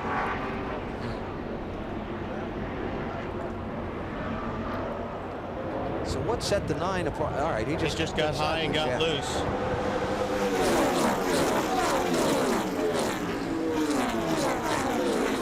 Wow, look at him come across the racetrack. That's a scary part right there. When a car comes right back across the racetrack like that, oncoming traffic, it's very scary. Oh, that's why he got turned sideways. Oh. Back her down, back her down, back her down, back her down. Watch him now, watch him now. Stay high, stay high. On board Carl Edwards. Yeah, watch the white car up on the right. Up. In front of you, slow it down, baby. Keep going safe. Good job, good job. Bobby Hudson, the spotter for the 99. Here's our Kurt cam. There's Mark Martin there as well. 6 car. Had three of the contenders almost in a crash. These guys are hating restarts right now. You know they are. If one of these guys ends up with a big trophy at the end of the day, it may take them a while to catch their breath and be able to talk. 104 to go here in South Florida.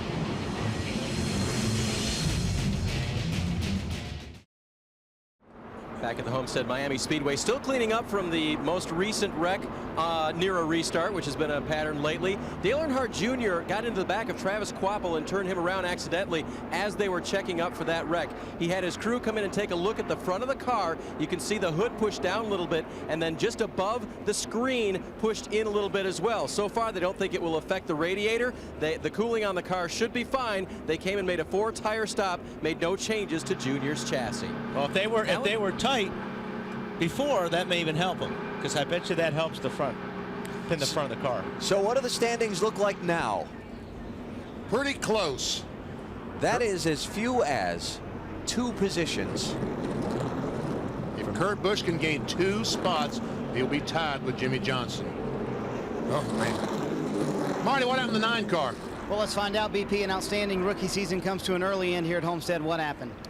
We just were fighting the car all day and took some spring out, and the back got loose there, and I wasn't ready for it. I just spun out and crashed all by myself. So it's too bad. I'd like to thank all the Dodge dealers out there, UAW, Siemens, Valvoline, Mac Tools. They're going to need a lot of Mac Tools right now to go fix that thing. Elliott Sadler also in the garage, asked for a little time to cool down. They're going to try to fix the 38 and get him back out on the track, Alan. Following the pace car round is Tony Stewart. He is the race leader in the Ford 400. About to hit 100 laps to go. What's going to happen on this restart? Pace car's off. Green flag's up here at Homestead. Tony Stewart, Greg Biffle.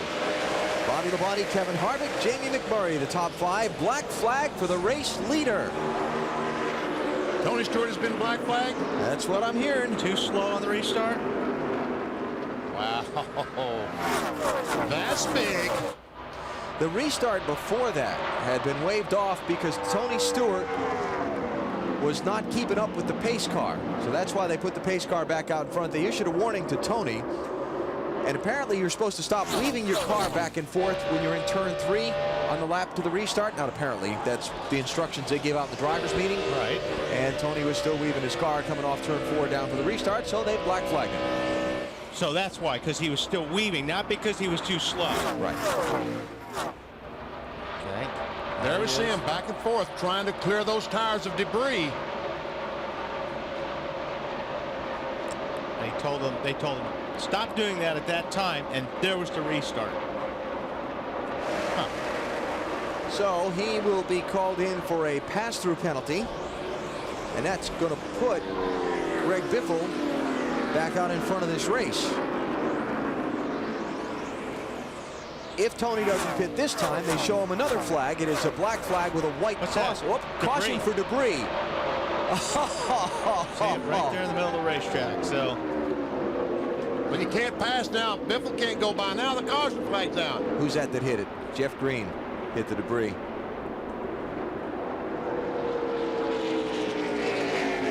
You serve your penalty now under the yellow? And yeah, you serve the penalty under the yellow, but here's also the question. Where was Matt Kenseth in relation to Stewart when the caution was called for and the field was frozen? I think he's going to be called in front of Stewart and get one of those laps back. I think you're right.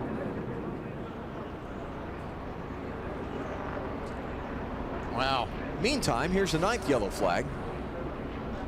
These have been kind of eventful, these restarts, haven't they? Yeah. And you're right, they have given Matt Kenseth, the 17 car, a lap back, so now he's going to be 2 down. Dale Jarrett's your lucky dog. Put him back on the lead lap.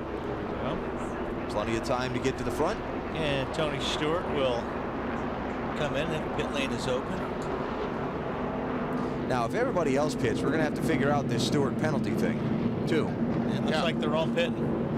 Exactly, because so far he hasn't been penalized or anything. Bobby Labonte stays out. Newman stays out.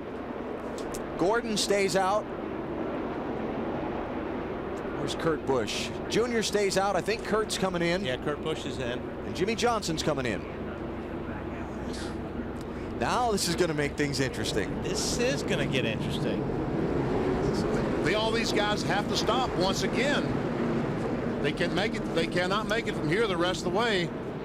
Bold call by Robbie Loomis, though, to leave Jeff Gordon out there. Yes, it was. Marty. And Vinny, the 16 car of Greg Biffle can definitely make it on one more stop. Greg does not want any changes to the chassis. They call that triple Indy, that trick pit stop again. They're going to have the gas man help pull the tire to make this stop faster for the 16, Bill. Watching the 48 of Jimmy Johnson getting fuel only. They'll top off with fuel and then send him out. The 97 will be here for a while. Kurt Busch is complaining about the same problem with the right front that they had last time. They changed right side tires. The right front is from the 2 car of Rusty Wallace, not from the set the 97 started with. Waiting on fuel. They told him we will wait on fuel. They were going to check the wheels, then they sent him back out. Now they will look at that right front again. And you know what, Bill, when something like that happens to a driver, you start feeling every little vibration and every little thing wrong with that race car now, anticipating that it's going to happen again or something else is going to happen. My question is he having trouble getting fuel in the car? They changed 4 tires. Why would they be waiting on fuel? I'll bet Bill will follow up on that. We'll come back and reset it for you in a minute. You're watching NASCAR on NBC. We have identified the debris. Yeah, there's so much force of air coming off these cars that it blows the light cover off the light. Wow. When it hit that 31 car, it jumped up in the air, didn't it? It's like a sun shield over the top of the caution lights. Oh, wow. It's just a piece of tin, but certainly it would cut a tire. That's what it looks like. And that one hasn't broken off yet. But it might. That's at the start-finish line. So Jeff Gordon's team decides to leave him on track under this caution flag. He's one of 13 who didn't pit. Let's hear from his crew chief.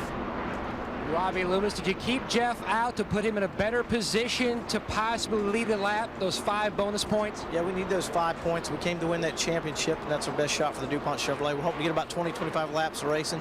Hopefully maybe a caution will come out and we'll be sitting pretty. That decision, guys, moved him from 11th to 4th in scoring.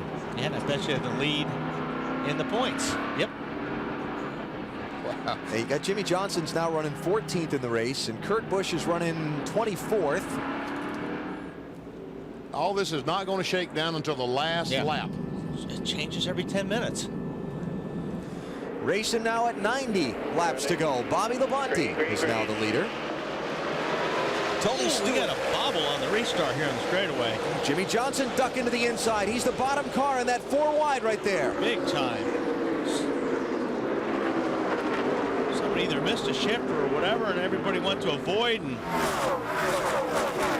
almost a wreck. 41 car, Casey Mears, trying to get underneath Bobby Labonte. Somebody's going to get their heart broken on one of these restarts, because sooner or later one of these championship contenders is going to get caught up in some of this mess. And these cars are starting to drive down in turn 1, like you talked about yesterday, Wally. Sun is going to be a problem here pretty soon. Yeah, this is yesterday at this time. Now, it's a little bit cloudier right now than it was yesterday, but actually there would be a guy on the right side of me going into the corner, and I could not see that car for at least 1 second. That's how bad the glare was going down into turn 1. This is for 12th place, Mark Martin on Martin Truex. And watch this as Mark goes down the straightaway into turn 1.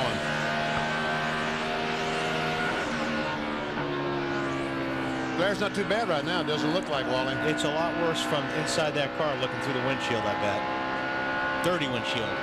We can clean our cameras. Marty.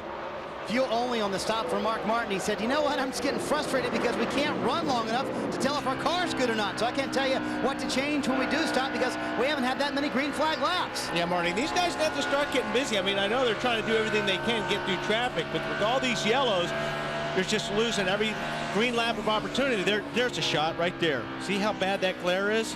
You're right. Inside the car, it is better. And it's worse, I should say. Yeah, and you got a dirty windshield. It's really, really tough right now. But as Marty was saying, you got to get some green laps. I mean, man, every time there's a yellow, you can't race anybody.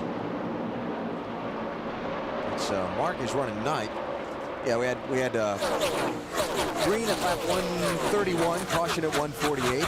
Green at 151, caution at 157. Green at 160, caution at 164. Green at 170, caution at 174.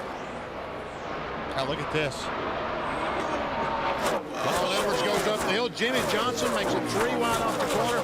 Wow, that is a great race car to be able to do that. Yep. Talking about the 48 of Jimmy Johnson. Man, that's smooth. That is smooth.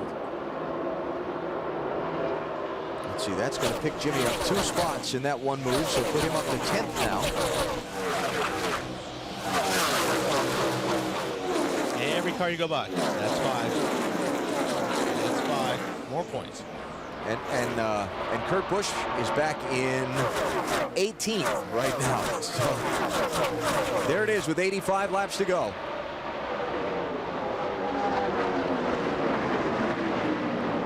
For the race lead, here comes Newman. Newman will get the spot. Matt, what is Bobby Labonte saying about his car right now?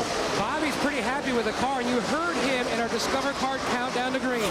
As the 12 tries on the inside, he has not won a race since this event 1 year ago. So desperately wants to end this season on a positive note. Give this team, morale-wise, a high note going into the off season. He won the season finale bill in 96, 97, and 03.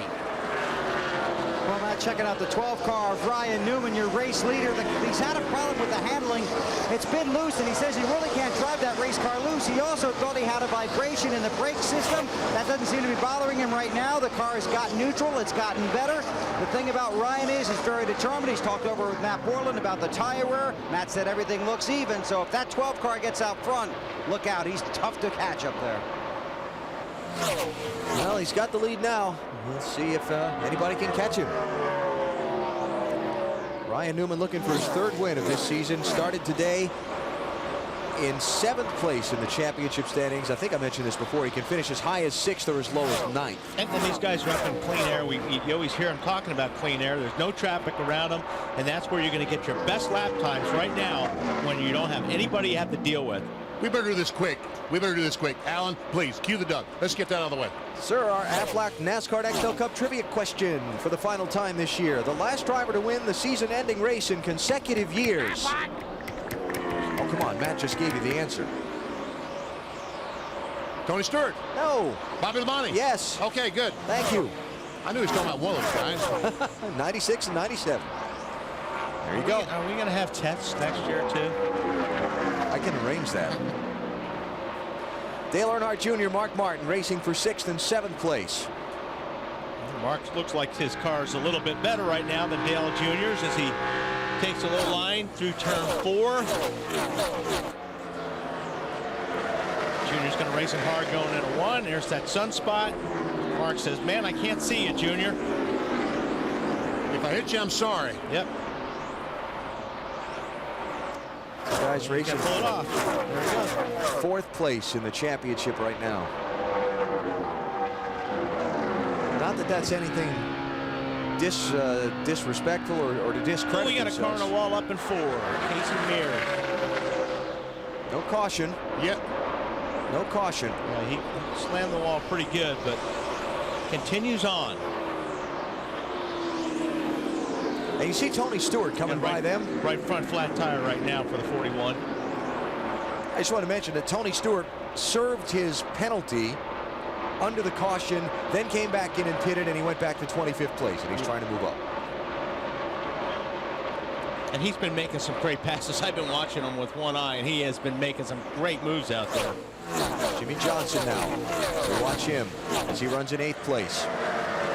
Restarted in 14th. After getting fuel only on the caution. Another one off the pace up there. Yeah, it looks like Jeff Burton's got trouble too. Race a few laps, get a few more flat tires. Everybody's keeping it on the wall.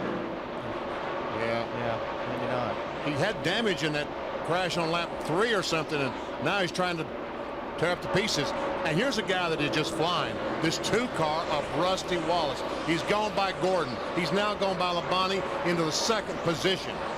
Caution. Debris on the track from Jeff Burton's car, we believe. Wow, yeah, like a big piece of tire. Now you can see why those tires pick up metal objects. When they're laying on the track and they're smoking and they're hot. Now, how about this? 77 laps to go. Splash and go for the end if you think it would go green that long, but I don't know. See, they can't run 77 laps green flag, but they can run about 65 laps of green. Now, if they run 15 laps of caution, they'll be okay. Let's play strategy here too. Jeff Gordon stayed out last caution. Does he come in? Jimmie Johnson went in last caution. Does he stay out? How many laps have we run since that last yellow? 177 to 192. 15. I don't think I'd come in if I was the leader. Yeah, guys are there. They're on the wall, but sometimes that's. Yeah, but they didn't take 4 earlier, did they? No, they didn't stop the last time. Yeah, so they have to come in. On the caution before that, he did take 4. 48 guys. They're getting ready to pit. If Chad says pit. They all come in. It looks like they're all. Mark Martin's not going to come in though. Left side, 4 tires, nope. Left side. You're right. Mark Martin stays out. Kurt Busch comes in. Johnson, Gordon, Jr. Wow. Mark needs them 5 points. He needs the 5 points, but he can't make it from here. He cannot make it on fuel the rest of the way. And these cars, I don't think, can make it the rest of the way. So we'll see. Just another wrinkle for the end of this thing. Marty. Well, in Rusty Wallace's case, Alan, they're about 15 laps short from being able to make it all the way. Rusty said the car is good. Maybe we ought to consider just 2 tires here because that clean air made all the difference in the world. They're going to go with 4, though. A windshield tear off for Rusty Wallace and no chassis changes to the 2-car. Dave? Dale Earnhardt Jr. cannot make it from here either. He's going to make a wedge adjustment, true as that is. The car really, really loose getting in. They had to pit. Matt? Jeff Gordon says, you got to fix my center of the corner tightness. That's where I'm really losing time. 4-tire change for Jeff Gordon. Bill? Jimmie Johnson, 4 tires on his way. Races the 24 off of pit road, followed by the 8. Now on his way, Kurt Busch. He got 4 tires. Really wanted him again to take a look at that right front. That wasn't one of their best stops right there. You know, he's complaining about that right front, but don't forget, Bill, he drove that thing in with no wheel on it. So there may be something that's either bent or damaged up there because of that wheel coming off. And when they take that wheel off, they immediately go to look at the inside of it to see if they can tell what's causing the trouble. They're talking to the crew chief right now. Continue to look at the inside of that right front wheel here on the pit wall. And when he drove that car down pit road on the brake rotor, he might have knocked a chip out of the rotor, which would throw that whole assembly out of balance. So he's feeling something, I think, because of that wheel coming off and him having to come all the way down pit road with no wheel on the car. Yeah, Bill talked about that not being Kurt Busch's best pit stop. It wasn't Jeff Gordon's team's best pit stop either, because Jimmie Johnson got out ahead of him and a couple other guys he was running ahead of on the racetrack when he came in. Mark Martin did not pit. Rusty Wallace got just right side tires. How's that going to play out in this next stretch of the race? Upon further review. Yeah, Casey Mears trying to get to the pits, and he's trying to get to the pits, and here comes Jeff Burton, tries to go underneath him and clips him. And then the right rear tire basically peels off of Jeff's car as he hits the apron. Marty. Well, Wally, Pat Tryson got the 5 bonus points you wanted. What's the plan from now, though? We're just, you know, we couldn't go the distance there, so we're waiting for a caution when we go to distance, make one more stop, and try to win the race. That's what we came here to do with the Viger Ford Taurus, and hopefully it'll work out. Mark Martin in the lead. Matt? Robbie and Brian Weitzel talking things over. Are you gaining on the tightness? Yeah, the car's getting better and better. He's really getting happy with it extremely when we were up front in that clean air. DuPont Chevrolet and this race team are digging away and working towards that championship. That drive for 5 is on right now, buddy. So where do you stand now from here to the finish? We got to get everything we can get every lap. Fuel-wise? We might have to make one more. Depends how many cautions they have there. We're getting great fuel mileage. You guys are doing a great job on it. Bill, with Chad Canals, crew chief for Jimmy Johnson, how is it now? Car's pretty decent. You know, obviously track position's a bit of a struggle just getting up there. Tires aren't falling off as fast as what we would like, but, you know, we'll just see what happens here. We can't quite make it yet. I don't think anybody else can either, so it's exciting, isn't it? It is exciting. Are you excited? Unbelievable. Mark. Sure. I'll tell you what, this Lowe's team, these guys have done a great job all day. You know, we had a bad pit pick, obviously, because we didn't qualify as well as what we needed to, but we'll see what happens at the end. Good luck. Thank you. Well, you look at that. 9 points Marcus had in this deal. With 72 laps to go in the season. Martin leads. Johnson is 11th. Gordon is 12th. Kurt Busch is 19th. And Junior's 13th. Martin Truex Jr. right there in the second spot. Number 1 car. And Matt Kenseth's in between those two. And Matt is, what, 2 laps down now? Yep.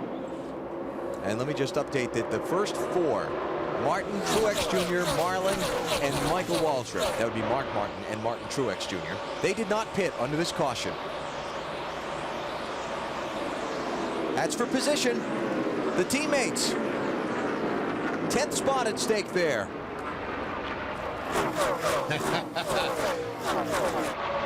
Gotta go. And Johnson just didn't move over, did he? Jeff Gordon didn't move over. And Gordon, give it to Jeff in the 24.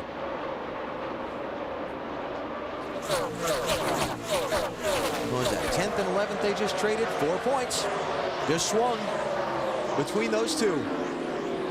Every single car counts. Now it's Kurt Busch. 1 point. But that's going to change here in just a second as Gordon goes by the 12 car. That's another 4 points if he can get by him. So that puts him back in front of Busch. For that lap, anyway. And another piece of the light just came off on the straightaway. I guess it's that piece we saw at the start-finish line earlier. Yeah, right. That was broken loose. Past the start-finish line about 75 yards. And the caution flag is out. Wow. Well, I guess we could kind of see that one coming from earlier, huh? Yeah. See it laying there on the racetrack. I got a feeling by the time we come back here next year, they'll have a different caution light set up. Yeah. And there it's gone. Yeah. The one that we said was loose earlier.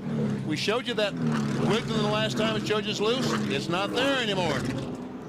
And you know, I mean, you don't realize how much air comes out. If you stand like in the starting stand when the car's going underneath, I mean, it's just like a blower blowing straight up. So there's a lot of air that comes off the tops of these cars, and it's just ripping these, I don't know what you call it, sun visors or whatever, off these lights. Now then, we're getting into a situation that a lot of cars can make it on fuel. Wow. Somebody hit this piece of metal, the sun visor off the light, and we think it might be Junior. Probably. Boom! Yes, he did. Now there's oil lines and brake lines and things under that car. Hot rubber, as in tires. All right, you ever see Mark Martin now? He must feel like he can make it the rest of the way from here, so he is going to make his pit stop. Junior's going to come in and get that car looked at. But Johnson and Gordon and where's Kurt? Did he stay out or did he come in? Kurt stayed out too. The clean air. They want to be in that clean air. Those guys, Gordon and Jimmy Johnson. Well, one of these calls of when to pit, when to not pit may end up winning or losing somebody a championship. It's all about track position now. Marty? Alan, that's why those crew chiefs make all the money. Mark Martin's team is going to be just a little bit short. Pat Tryson told him on the radio, we're going to have to hope for some caution laps. No changes to the chassis, though. Dave? Lots of changes for Junior. He said, guys, give me my car back. It's still really loose. They're going to make a chassis adjustment there in the back. Air pressure as well for Junior. And hopefully that piece of debris went back out from under the car. He knows he ran over it. Yeah, we know it went out from under the car because we saw it on the front stretch. Looks like maybe the front is cracked, just the right side of the bumper. See, there's a crack right there under the light. I think that's where he hit it. How about Jeff Gordon, Matty? Basically, the situation for Jeff Gordon under green, they are 6 laps short. They need about 12 caution flag laps to make it on one more stop. So Jeff stayed out, hoping to get one more shot at maybe leading and getting those 5 bonus points. They were questioning whether to go with a gas only on this stop, but they kept him out. So in other words, if he gets 12 laps of caution, he does not have to stop, right, Matt? Then he can make it on one more stop. Oh, he's got to stop again? Yes, sir. Oh. Well, then Mark is sitting in a pretty good position then, if that's the case. Mark has got to be planning on going the rest of the way, or he would not have stopped. Right. That was 67 to go, which is 100 miles for Mark Martin. We'll see where he lines up for this restart in a second. Okay. Once is a freak thing, twice it's ridiculous. And so they're going to go around and check all those visors over the caution lights around the racetrack and make sure we don't have any more hanging loose. You may as well just take them off. Mr. Weber, your turn. Well, it's going to be interesting, something to think about. You're on the outside, the very outside of your fuel window. That's Jack Roush in the hat, the owner of Roush Racing, Jimmy Fennig, the crew chief for Kurt Busch. He's talking to his spotter about how long this caution is going to be. What they're doing, Benny, is they're second-guessing themselves on not coming down pit road, and they are talking about making a pit stop late in this caution flag period. You don't want to stay out if you think it could end up costing you the championship. Hey, Bill, you know what Jack Roush's degree is in? What? Mathematics. How about that? Same as Allen's. Yeah, I was waiting for that. I couldn't get in there fast enough. Except Jack, he graduated the head of the class. Well, Alan, you did.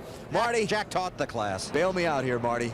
I can't help you on your math, Alan. That's your problem. But Pat Tryson's math works very well. They're very happy. The opposite of his teammate, Kurt Busch. They think they made the right call. And this, the guys checking the lights, playing right into their hands. The more caution laps they get, the more likely they can make it all the way to the end. They do not, BP, plan on pitting again today. I didn't think so. When I saw him coming on that access road, I said, they are going to try to make it the rest of the way. Mark is back in 23rd place now. So that changes the points picture as they run under the caution. By the way, a record-setting 11th caution here at Homestead. Look at this. Now Kurt back on top, not by much, despite the fact that he's running back in 9th position at the moment. We'll be back for the restart.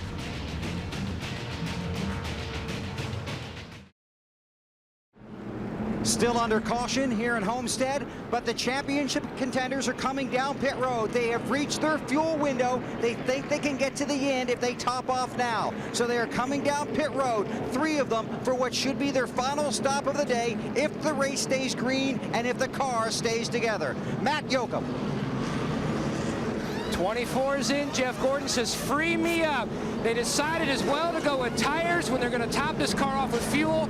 After going back over the calculations, Bill, they feel like they're close, but they can make it from here. The 48 of Jimmy Johnson has already left. He got fuel only. He was right behind the 97 of Kurt Busch. Kurt Busch and his crew chief talked it over. There's Jimmy Fennig right there. He decided we can reach the end. We're going to go ahead and put 4 tires on and send you back out. Good luck. Burns. Same decision for the 8 crew. They also made a further wedge adjustment on the car, trying to help that car at the start of this run. But fuel for Junior, he should be good to the end. How great is this? And that's the way it should be. Let's decide it on the racetrack. And they're all together right now. That's perfect. Yes, sir. All together. And now they're all behind Mark Martin because he pitted earlier in the caution and he stays out now. Pat Tryson's just got to be rubbing his hands together down there. So how did we get to this point in today's Ford 400 here at the Homestead-Miami Speedway? Well, with a lot of yellow flags. On the first lap, it starts when Hermie Sadler, the 02 car, gets bumped. Also, Mike Bliss spun in the 0. Jimmy Johnson started 39th. He had to dodge that. And then this at lap 6. Jeff Burton. That was Boris Said who got spun to trigger the caution. Seems like all the championship contenders have been dodging something. Here's Mark Martin. Almost had a moment up in 3 and 4. Almost had a wreck. Lap 93, Kurt Busch running second at the time. Breaks a wheel and watch this tire leave as he enters pit road. Almost runs into the pit wall. Man, that's close. I think he even brushed it there. Looking at that again. Very close. So then they had a messed up pit stop back at lap 113, dropped Kurt all the way back to 26th place in line. A little miscommunication as to whether it was a 2 or 4 tire change. Then we get Elliott Sadler gets loose, getting off a 4, hard into the inside wall, ended his day. Junior follows that closely off turn 4 and saw that spin happen. Just missed that one, then just missed this one. Junior did as the pack comes down on Casey Kane's spinning car. And Junior actually got in the back of Popple, the 06 car. There it is. Turned him in the inside wall and damaged the nose of the 8 car. And then the strategy on top of that, the fuel mileage game that's being played now. What a race here in Homestead today. Our Napa Field summary, 11 caution flags, new record for this racetrack. Despite all those yellows, a rather low attrition rate. Just 5 cars out of the race. Quapple, Bliss, Shane Meal, Greg Sachs, and Casey Kane. Greg Biffle's done most of the leading on the day, but right now it is Rusty Wallace who's out in front with 63 laps to go. Now, as they run, Busch is in front by 14 over Johnson and Jeff Gordon. Those cars, Johnson is running 22nd, Gordon 24th, and Kurt Busch 25th. If Kurt Busch can just keep those guys in front of him, 1 car length, 2 car lengths in front of him, he will be the Nextel Cup champion. And what about Mark Martin's team? They must be feeling pretty good right now, Marty. He may be in 18th, Alan, but this may be a great move. Looks like you're in the catbird seat, Pat Tryson. I don't know about that. You know, there's guys that came down pit road with us that have stopped before they get out in front of us, so they can probably do the same thing we can. But hopefully, if it stay green, we can get by a bunch of those. And, you know, the guys up front got to pit again, so we'll see what happens. How many laps of caution do you need to make it to the end on fuel? I don't know right now. We're still calculating, but not that many. Just 1 or 2 more, I hope, but we'll see. All he told Mark under caution was, we need 1 more caution flag, and we're in. Bill? Marty, I'm with Brad Parrott from Roush Racing, one of the top tire guys in the business. You wear many hats, so I'm putting you in the tire guy role right now. You've been looking at the wheels off the 97. Explain to us what you believe is going on. Well, when the wheel broke earlier, you know, we don't know what happened to that wheel. Our wheels, we buy them brand new from Aero at the beginning of the year. You know, maybe we should change it and go to the final 10 when we go to the chase. But what's happening is the wheel spacer is worn, and the tire is, the wheel spacer is worn, so the wheel is tightening up in the center, and that's what's causing the wheel to come loose again, and that might be why there's a vibration. That's why we came in and changed the tires right there, so we can get a fresh set on. The wheels on the car are perfectly, everything's good with those. We'll just see what happens. Hopefully we can pull this thing out. Thanks. Good luck. Thank you. Tony Eury leaning over the box here. Tony, 2 things. Can you make it on fuel, and is it a winning car? Well, I don't know whether we got a winning car or not, but we got enough fuel in it. And Budweiser Chevy, you know, is running pretty decent there. And it got a little cloudy and cooled off real cool, and the car got real loose. So we just put a little fuel in at that time, tightened it up. Set to go the rest of the way. Shouldn't have to stop anymore. So hopefully the car's tight enough we can get to the front now. I remember under this caution they made 2 stops correcting that car. Bill? Dave, 35 races down, just about 60 laps to go in this one. The championship undecided. Jimmy Johnson in the 48 and his crew chief Chad Canals had this discussion. You're going to have just over 60 laps to go, man. You are going to have to get as much as you possibly can, dude. Got to beat the 97 car by about 10 spots. There's 2 behind you. Jimmy Johnson has won 4 of the last 5 races. Now he's racing his heart out to get as many points as he can to try and bring home the championship he has dreamed about since he was a kid in California. Now I understand why the 97 pit stops are slow. They're having to make sure they get those wheels especially tight. And you heard Chad there, and I think he probably built a little bit more of a cushion. It's probably a little bit less than 10 spots, but he's got to get everything he can. Well, the way that the points work, the farther up the running order they both go, the fewer spots it needs to be. 60 laps to go, less than 100 miles at Homestead. Mark Martin 17th, Johnson 19th, Earnhardt Jr. 20th, Gordon 21st, Kurt Busch 22nd, and Rusty Wallace the race leader. And McMurray right behind him. Jamie McMurray in the 42.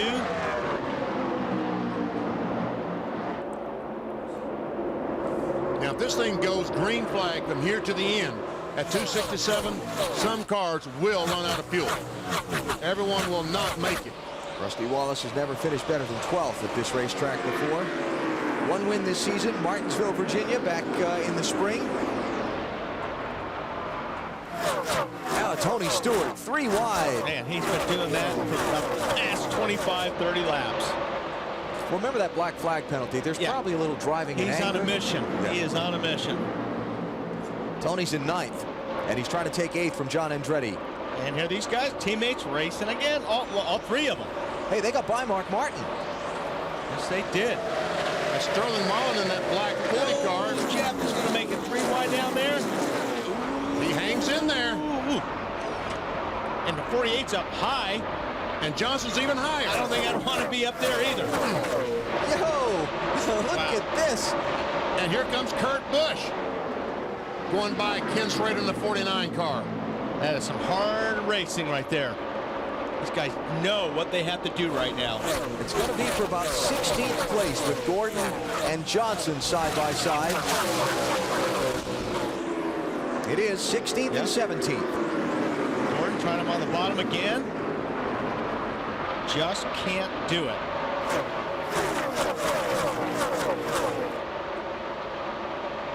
And remember that Jeff has to finish in front of Jimmy because he started the day behind him by 3 points. And he loses the tiebreaker if he only finishes 1 spot in front of him, so he's got to finish a couple ahead of him if they're this far back in the pack.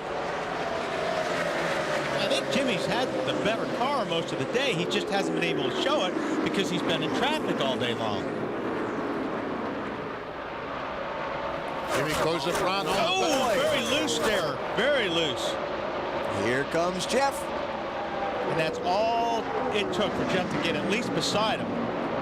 Johnson decided to follow John Andretti in the 14 car through the corner, and he had to slow up a little bit. When he did, Gordon just drove up on the inside.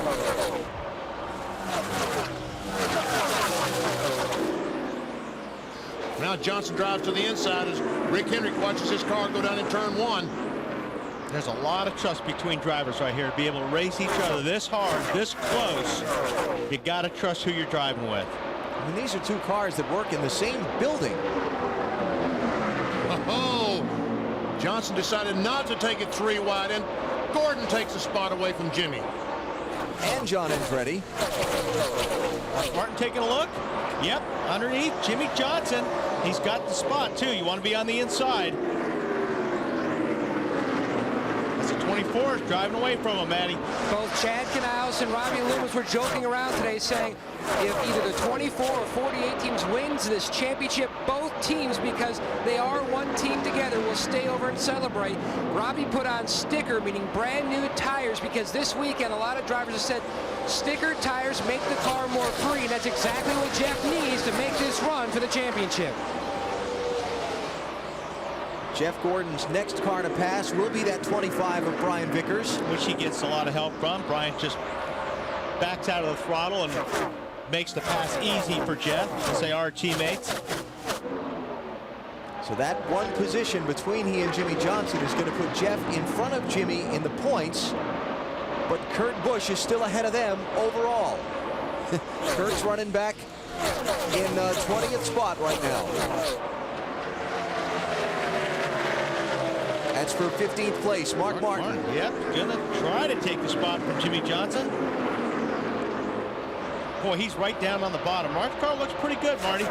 Getting better the longer he runs, Wally. Now, I've never driven a race car, but there's a radio hung open in Mark Martin's crew somewhere. So Mark hears this white noise in his ear, and it's very distracting. It's starting to bother Mark, and I'm sure that's taking his focus away a little bit from what he's having to do in driving the race car. Yep, you got to either unplug your helmet or turn the radio off, because that is very, very distracting when you're driving a race car. Spotters are important, but you know what? I'd rather do it without a spotter than have that blast into my ear every lap. And right now, as we watch Jeff Gordon, Jimmy Johnson march forward, Jeff Gordon right now 2 points behind Kurt Busch. 2 points. Here's Brian Vickers with the move over and waves his teammate Jimmy Johnson by. Now Gordon going to work on Scott Wimmer for 12. What about the leader, Kurt Busch, as far as the championship? he has been struggling trying to get by these cars. Oh. And that didn't help anything there as the 15 and 97 made contact. He obviously felt the 15 should give him a little bit of room. He's driving pretty aggressive there, Bill. And if they don't give you room, Wally, what do? You hit him. You take it, right? Absolutely. When Kurt Busch left pit road under the last caution, he talked to his crew chief, Jimmy Fetting. Kurt said, I'm done with you guys for today. Jimmy said, just stay out there and get all you can get. He's looking at the 8, looking at the inside. Burns. And going to the inside is Dale Earnhardt Jr. That's been his nemesis today because his car has been so loose. That's one of the reasons why they made that second pit stop under this caution to make sure that the car was not loose, because when you get by those other cars, it gets looser. Now he's in free air, Wall. Well, Kurt Busch passing cars, and he's got to get by Earnhardt. That was big right there. Yeah, Those I mean, there was passes a you lot just of saw. cars just in a bunch. That's right, because he got 2 positions, and that's 6 points. He got John Andretti and Michael Waltrip in that set of corners. And so that puts Kurt up to 19th place. But that's exactly what he needs to do. He needs to get by these cars and get in some clean air so he can go as he takes the spot from Dale Earnhardt Jr. That's going to change that. And that's going to change that, exactly. That makes him 8 points in front of Jeff Gordon. Every single spot is so important, right? Every one of these drivers knows it now, too. They've got to drive harder than they've driven all year, these next 47 laps. Now, Jeff Gordon, all right, let's check on the lead first. Greg Biffle is after Rusty Wallace. Well, that 2 car has been very, very good, although the 16 has been as good. Marty, can the 16 make it on fuel? They cannot be.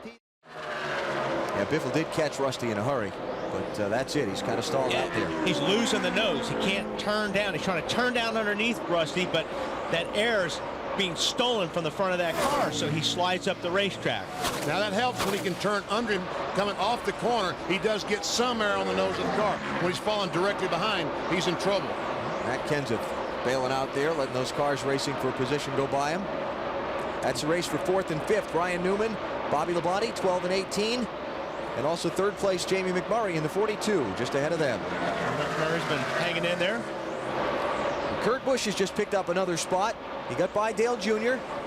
and Brian Vickers. That puts him up to the 17th position.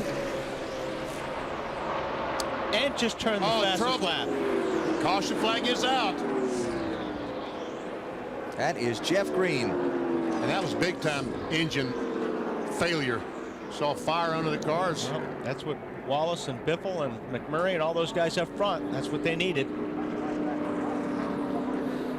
Needed the pace car to come out and slow the field down and let them make up the ground. They were down to those guys out front. But now. Well, I mean the guys out front that need to stop and get some fresh tires on and put fuel in. Yeah, pit and get those cars out from in front of them. Yep. Question is, who is going to gamble? Who's going to stay on the racetrack and not make that pit stop? Kurt Busch, that last was the fastest of that. That lap was the fastest for him. So right now he's got a good race car. It's working good. I would be surprised if they came in and made a pit stop. It's going to be a minute before they can make that decision because pit road is closed. Jeff Green, when you saw him hang a left down off the racetrack, went across that pit exit road. And they want to make sure he didn't drop any oil. Somebody come off a pit road after stop and spin out, leaving the pit road. But it may be monkey see, monkey do, too. Yeah. You know. You couldn't pay me enough money to have to make some of these decisions. Professional bull riding supposed to be on NBC Sports starting momentarily. Obviously, that will wait until the end of our NASCAR coverage today, but do hope you'll stay with us as the men take on the beast.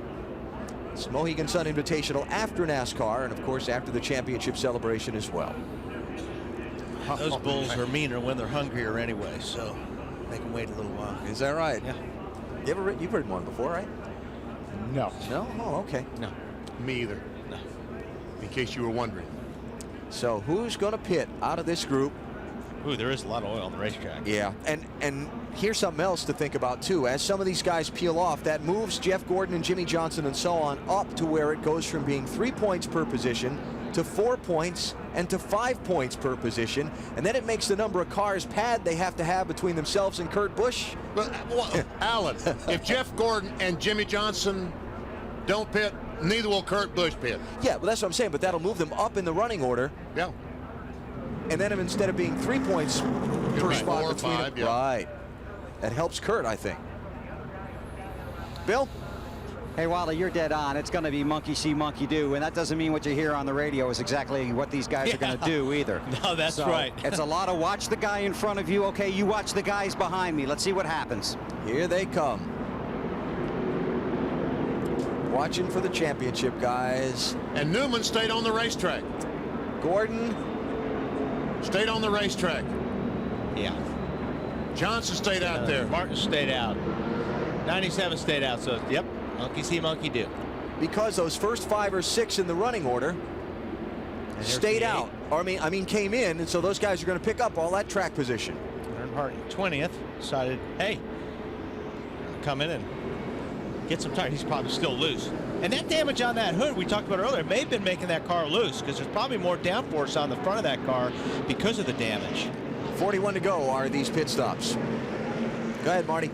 Alan, your leader, Rusty Wallace, very happy with the chassis. It'll be 2 tires again, so these left side tires will stay on the 2 car once again. Larry Carter made the call. The car is excellent. He said, keep me up front if you can. Greg Biffle, however, will take 4 tires. They said they hate to give up the track position, but they have no choice on fuel. Dave?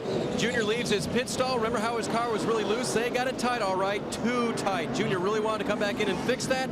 They did. They put 2 right side tires on only. Okay. I know what you're thinking. Go ahead, say it. You're going to put 4 on, and you'd loosen the car up if you put 4 tires on. Okay, I didn't know what you were thinking. I'm thinking if you're going to come in and all those other guys stayed on the racetrack anyway, why wouldn't you take the 4 tires? Yeah. Not that many guys came down pit road. Because he didn't get anything on track position by just putting 2 on there. Yeah, maybe just 1 or 2 cars at most. BP, any thoughts? I tell you what. Go ahead. They have me thoroughly confused on this good. situation. That makes 3 of us then. I can see the calculator running. It's gonna be interesting. I mean, they're trying to do, by changing right sides, they're just obviously looking for a track position, thinking that's going to be worth more than anything else. But they didn't get any track position out of it. They're still in the middle of the pack. Their best they're going to be is about 15th. So, they play their lot on 2 tires. Ryan Newman is going to be the new leader. Tony Stewart, remember he of the penalty in driving in anger. And Stewart's been fast. He's been passing a lot of cars, and that car may be really fast if it gets out front in clean air. And Dale Jarrett got the lucky dog a while ago, doesn't pit here. He is now running 3rd.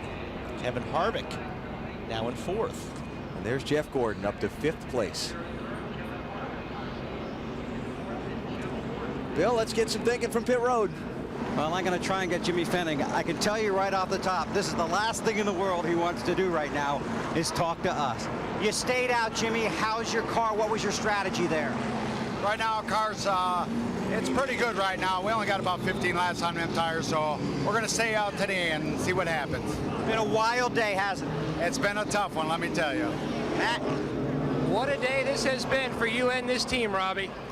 It's been exciting as can be. You know, this DuPont race team's done a great job all day. We've got the boss here with Mr. Hendrick. Glad to have him. And, you know, this life is a team sport. Just trying to get this thing done and win that championship today.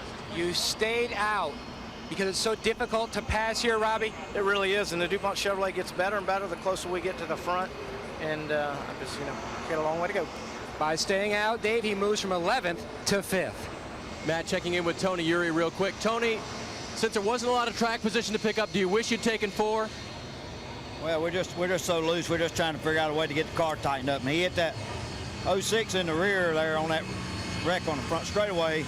It's got the hood and the grill and everything flattened out on it.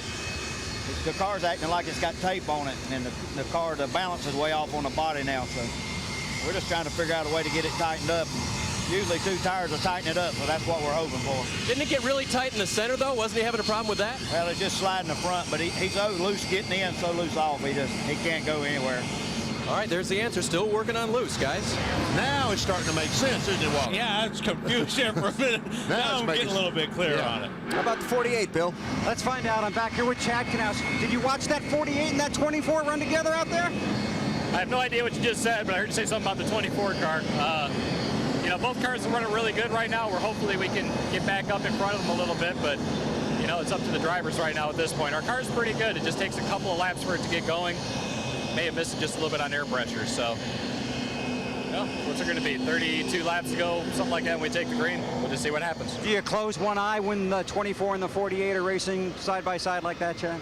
Those are the best two race car drivers out there. Why would you close your eyes there? If anybody You can wouldn't take want to care miss that, would you? Yeah, it's good. Good. It's exciting, but you know, if those two are racing, it's going to be safe racing. All right, we'll see what happens. Good luck.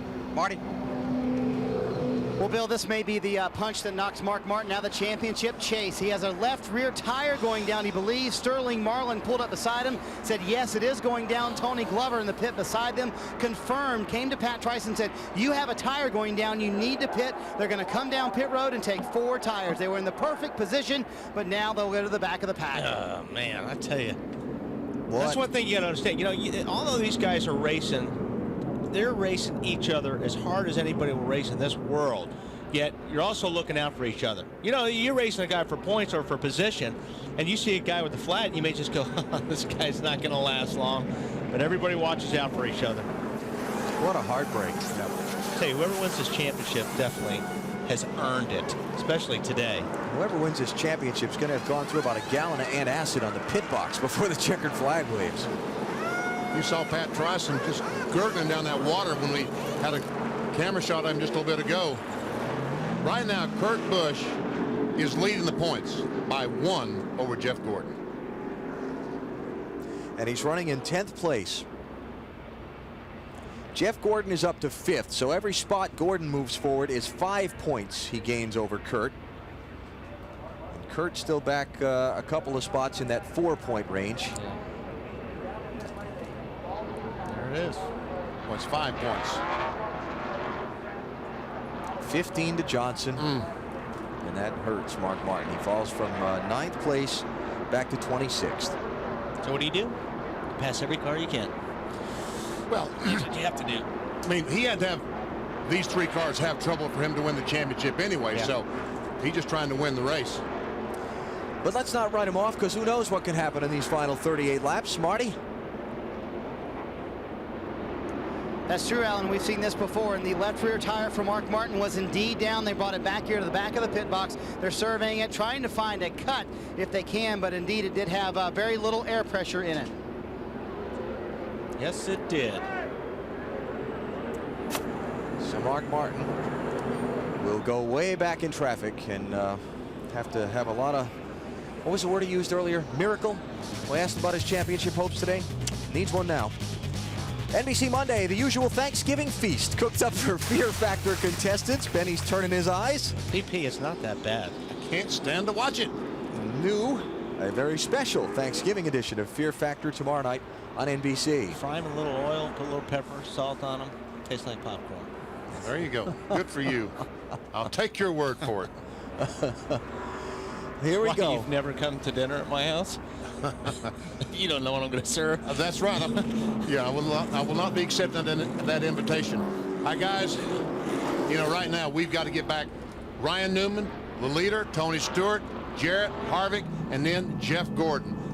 How many of these guys can Gordon pass? Can he pass any of them?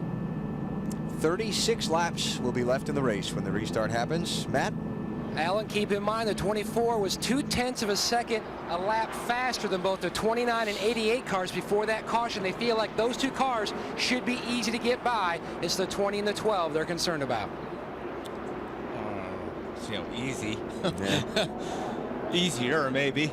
It's been an eventful day, and the championship margin is razor thin. And we come to the final 36 laps of the season. Jeff Gordon is 5th, Jimmy Johnson 8th, Kurt Busch 10th.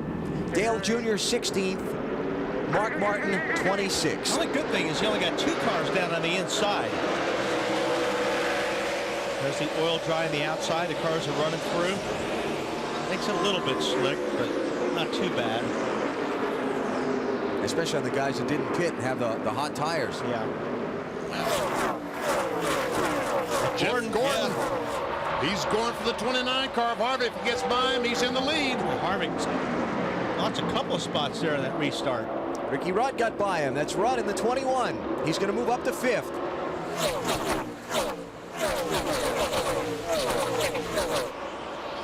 So Jeff Gordon now runs 4th.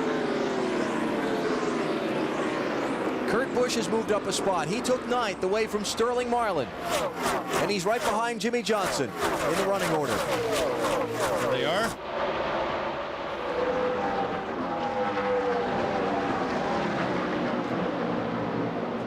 But he can't just rest there, because if Jeff Gordon keeps moving up, Kurt needs more points. He's got to pass some more cars. I'm telling you, this thing's going to come down to the last lap. Somebody's going to pass somebody on the last lap to win this championship. Yep. How does it look now? Different. 4-point lead. So that means if Jeff Gordon passes one car and Kurt Busch doesn't move up anymore, Gordon goes into the championship lead. By 1 point. Now, Gordon's got some distance right now between his car and Dale Jarrett's car. Yeah, he got caught back in some of the traffic there trying to make that pass. What was that, on Kevin Harvick? Right. Slowed him up just a little bit. And the bad news, that last lap, he was slower than the first 3 cars. Now, if these guys get to racing, Jeff Gordon will catch him, because he's in clean air by himself, and those 2 guys, or 4 guys up in front, run side by side. But that was a pretty clean pass there by. Yeah, it was on a slower car. Yeah. Joe Nemechek not on the Trying lead to lap. get hung up there. How about this race for the lead? Tony Stewart working Ryan Newman. This is outstanding. Tony Stewart turns under. Just could not quite get the turn well enough. Get him a little bit loose. Tony Stewart was the race leader on a lap 170 restart when he was black flagged by NASCAR for not stopping, weaving his car beyond turn 3 where you're supposed to knock it off. Went all the way back to 26th. Here he comes for the lead. And Stewart was doing everything he could to get that 12 car a little bit loose up in 3 and 4. Got the spot. Oh, and he slides up high. Here comes a 12 underneath him. Little crossover. That's good racing. Dave, what's Tony Stewart saying about his car? Nothing. He's driving too hard right now, Wally. Now, they took 4 tires at a lap 200 stop. And remember, Tony visited this track while it was being reworked. Matt told us that story last year. He did so well his rookie year, winning the race here, then the year following, but that was on the old flag configuration. He's gotten to know the bank configuration pretty well. And you really wouldn't see this kind of racing on the old configuration. This is what this racetrack was built for. Bill, how about Ryan Newman? What are they saying? He's in that Tony Stewart category. A little busy to push that radio button, but they have worked on this car all day, Benny. First loose, then a little tight, then working with 4 tires, and then with 2 tires, they got him out front. They caught cautions to get him in the fuel window. Now racing Stewart for the win. And as those guys are racing, Dale Jarrett, we might all start talking about that 88 car. It's allowed Jeff Gordon to chop some ground down also on this front 3. fastest car that last lap, Jeff Gordon. There he was. Gordon 4th, Johnson 8th, Kurt Busch 9th. Kurt leads by about 4 points right now. That's 4 positions. Scott Wimmer in the 22 is running 7th rather was. Johnson's got that now, and now Kurt needs to get by him to keep up. Couldn't do it. Not yet.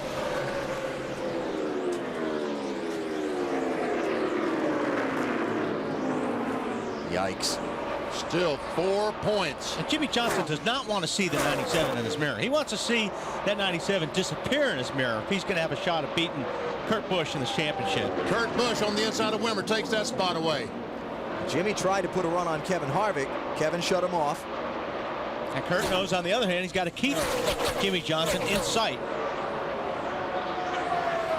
Johnson by Harvick, and that's for 6th. The only guy he can't see the 24. Matt? Jeff Gordon doing all he can do, trying to give owner Rick Hendrick the 6th championship as an owner. He just keyed the mic and said, guys, that's all I have. That's all I can give you. Right now, it is just pushing so hard in the center of the corner. Robbie said, would it help if we got the 0-1 out of the way in front of you? Jeff keyed back and said, anything would help. And the 0-1 gets help from Hendrick Motorsports. That's right. Joe Nemechek. Yeah, the MB2 team using Hendrick engines, Hendrick chassis. And Joe again running in 31st place, a few laps off the pace. This is for 7th place. Kurt Busch trying to get around Kevin Harvick. If he passes him, it's 4 more points to the good for Kurt. Ooh, drives in there a little bit hard, Benny, and slides up the racetrack. And I'll tell you what, we have seen Kurt Busch this year do 3 times come off these corners like this at the California Speedway and lose control, spin out by himself. Challenge for the lead. Ryan Newman back to the inside of Tony Stewart. And Kurt Busch trying to take by the 29 car. Oh, wow, Newman slipped up a little bit. But so did Tony Stewart. Bill Weber. That 12 car's loose. That's why he slipped up. In fact, a few laps ago, he said it was too loose for him. Maybe it's getting better. He's got the lead. That's better. And Kurt Busch got through Kevin Harvick. And life is good for Kurt Busch right now. He's by the 29 car. He has clean racetrack in front of him.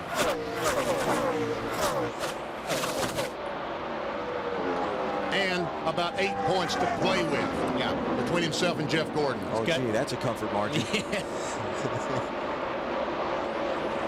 What a day for Kurt Busch. And he's got a clean racetrack in front of him, too, for a little while anyway. Way back at lap 91, he was running second.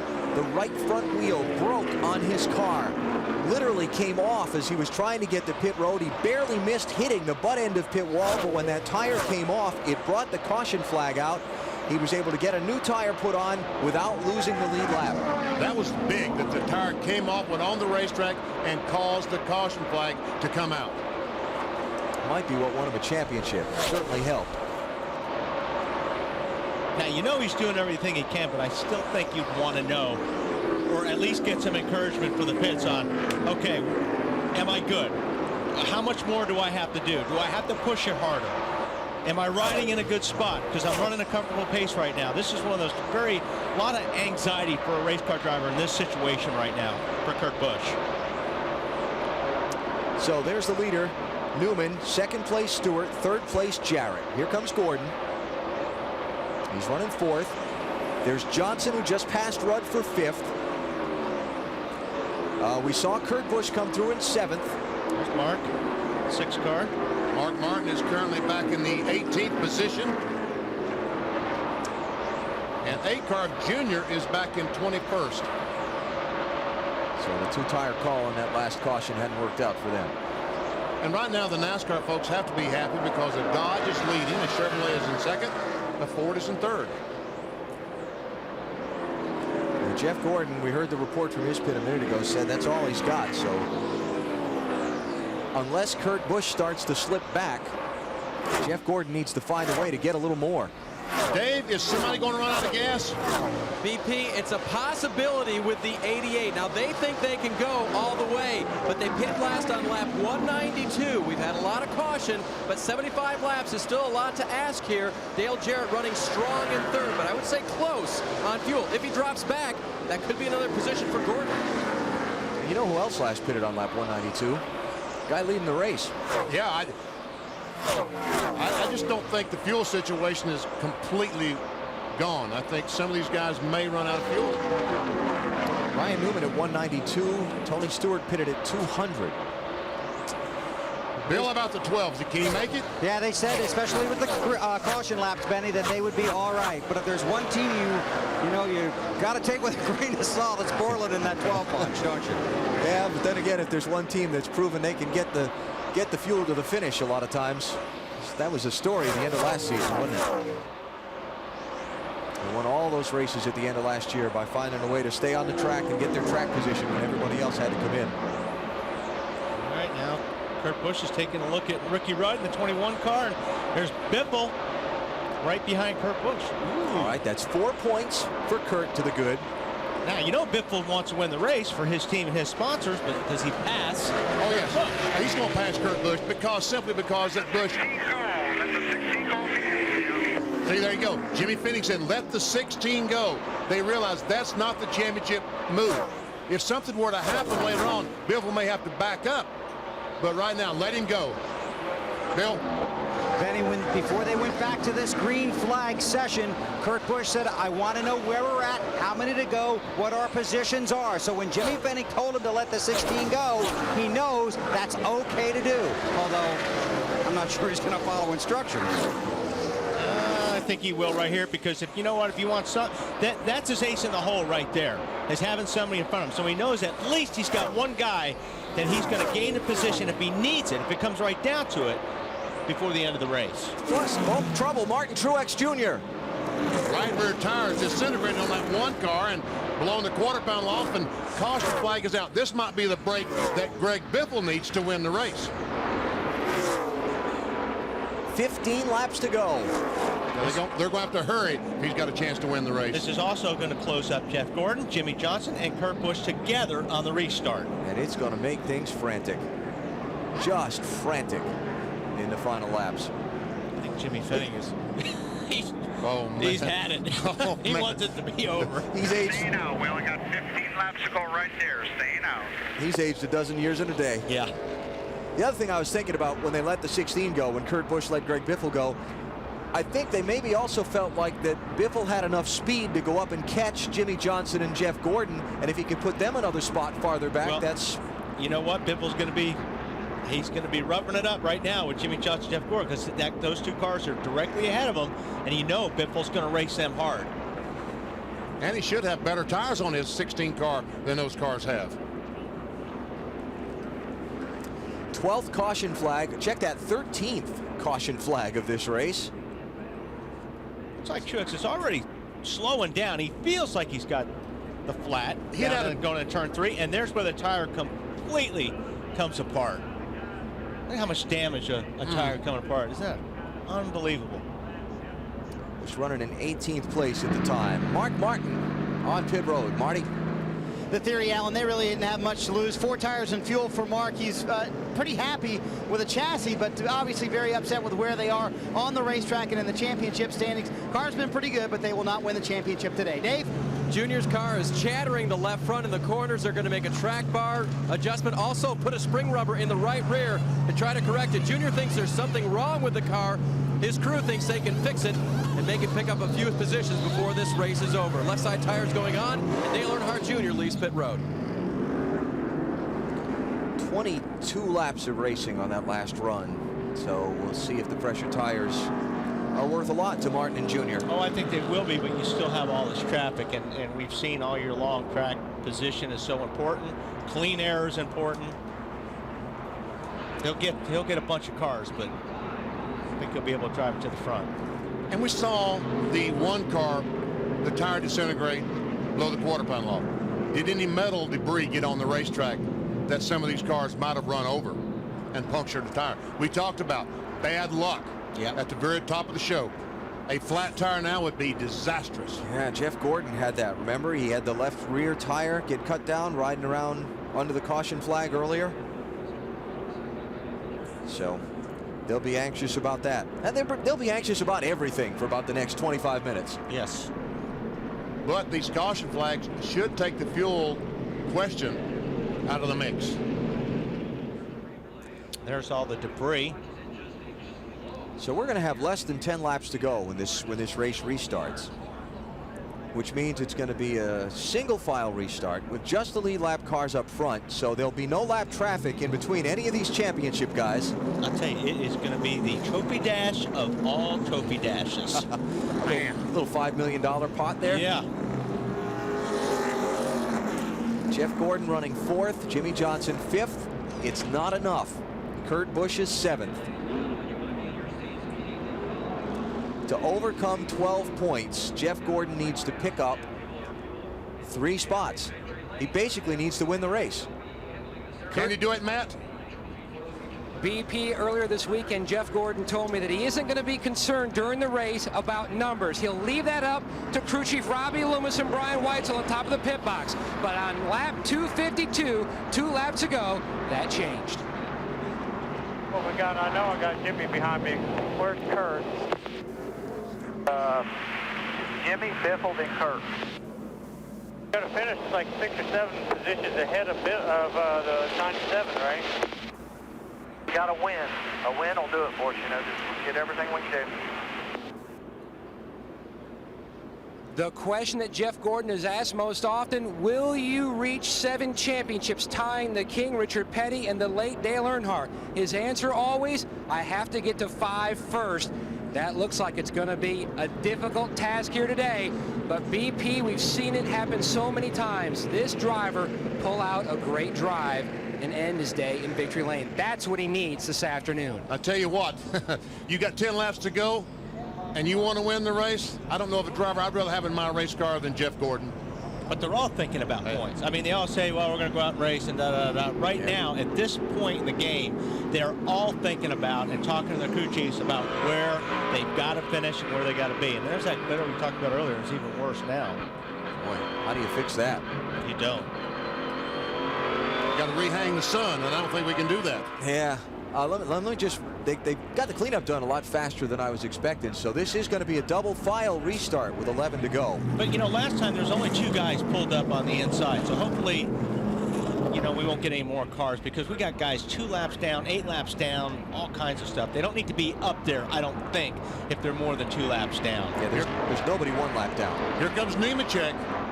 He's going to drive up there. See, yeah, he's 4 laps down. I don't see the reasoning for this other than he's racing one other guy, which is Martin Truex, who's out. So I don't see what the point is. And that's good. Yeah, they just waved it off. Yeah, wave the restart off. Why not just wave it off until there's 10 to go? We don't need a car on the bottom making up. Yeah, but they've already given the double up signal, so it's going to be a double file restart. I wish they would do that. I agree with you, though, Wally, what you're saying. There's no need for any of the lap cars to pull up to the inside. Right. Let these guys race for the championship. Right. Guys, sanity ought to prevail. Somebody go tell Joe Nemechek's crew, get behind these cars. You have nothing to gain by being up there, and we have a lot to lose by you being up there. Don't be a reason for the, you know, outcome of this championship because of a wreck or something like that. Well, Bill, Jeff Gordon, if Kurt Busch runs where he is now in 7th, Jeff Gordon has to win to take the championship from him. You're right, and if Mark Martin was the sentimental favorite among the drivers, certainly Kurt Busch, as crew chief Jimmy Fennick, the sentimental choice among crew chiefs in this chase. He's a racer through and through, started out as a driver. That didn't work out, so he made the switch to working on short track cars in the Midwest. In the early 80s, he set up a short track car for the great Bobby Allison, a future NASCAR Cup Series champ. Bobby liked the setup so much, he asked Jimmy to come south with him. So Jimmy and his wife Connie packed up everything and moved from Milwaukee to Charlotte, North Carolina. It lasted about 3 months before Jimmy said, this isn't for me. He and Connie went back to Wisconsin. He continued working on the short tracks. In 85, he hit the ASA circuit with a driver named Mark Martin. In 86, they won the championship. In 87, Mark went to driving Busch cars. Jimmy came back to Bobby Allison. And in 88, Allison and Fennick won the Daytona 500. When Allison got hurt in 88, Fennick said he would stay with the organization until they closed the doors, which they did in the late 90s, and Jimmy reunited with Mark. This is his 3rd season with Kurt Busch. Jimmy's fan club is watching today at BB Rubbles on the south side of Milwaukee. And Freddie, if you're listening, Jimmy said, put a cold one on the bar for him. He might be drinking it after the race. And you see the animation that Jimmy Fenning had? I'm almost guarantee he was saying, get that 01 car out of the way. Oh, absolutely. I don't understand that. Not like Joe. NASCAR just issued over its race control radio a warning to the 01 team to be respectful of those racing for the championship and the win around them. 10 laps to go. There goes Gordon diving to the inside of Jarrett, inside of Tony Stewart. And he's got Nemechek down on the bottom. He's going to be blocked. And Biffle to the inside by Johnson, looking for a spot on He's blocked. He turns Joe, gets Joe sideways. And here comes Kurt Busch diving for the bottom. Great move. Great move by the 24. Biffle can't make it happen that time. 9 laps to go. Jeff Gordon is 4th. Jimmy Johnson is 5th. And Biffle tries to look on the outside. He's there. Outside of Jimmy Johnson.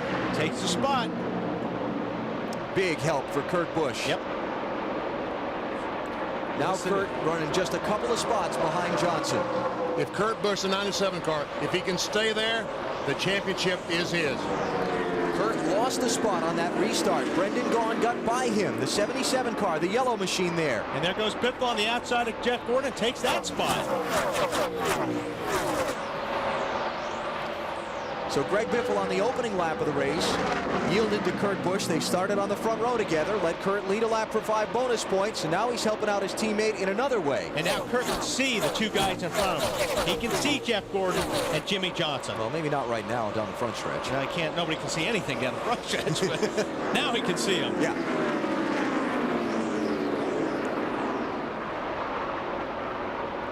Brendan Gaughan in between. Brendan will probably let Kurt Busch go. So close. And it's got to be so agonizing for Jeff Gordon and Jimmy Johnson to look in that rearview mirror and see that 97 car hanging with him.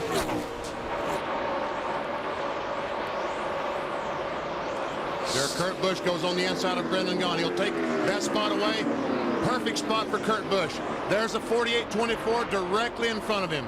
See the competition. Kurt to 7th.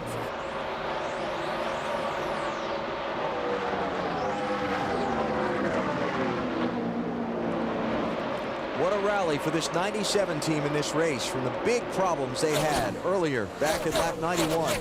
Fell all the way to 28th at the time. Then had another long pit stop, fell to 26th. And they've come back into the top 10. And he's come back a few times this year. Those guys have turned their day around.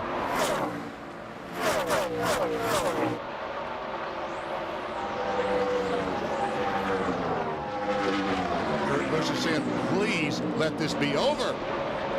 Biffle taking a look underneath Jarrett for the 3rd spot. Biffle might end up winning this race. Yeah, I was going to say, he is flying right now. 4 laps to go. He's got the spot. A lot of ground to make up to catch Newman and Stewart, but boy, he is hauling. Greg Biffle's led the most laps today. And right now, all eyes on the championship. And Kurt Busch in position. But remember, this race last year, Bill Elliott had the race won on the final lap. Blew a tire. By the time he came across the finish line, he'd lost 33 points.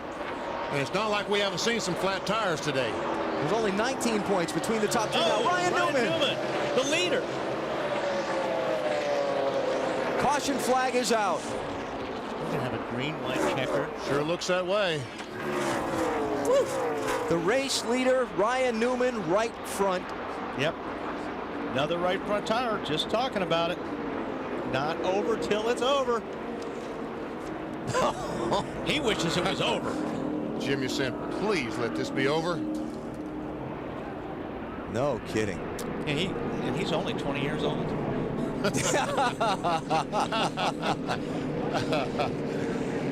He'll feel like he's 100 by the time this day's over. So the race leader with 4 laps to go, less than 4 laps to go, winds up in the wall. Never see Ryan Newman, the 12 car, going down in turn 1, and the right front tire goes flat, and in that safer barrier he goes.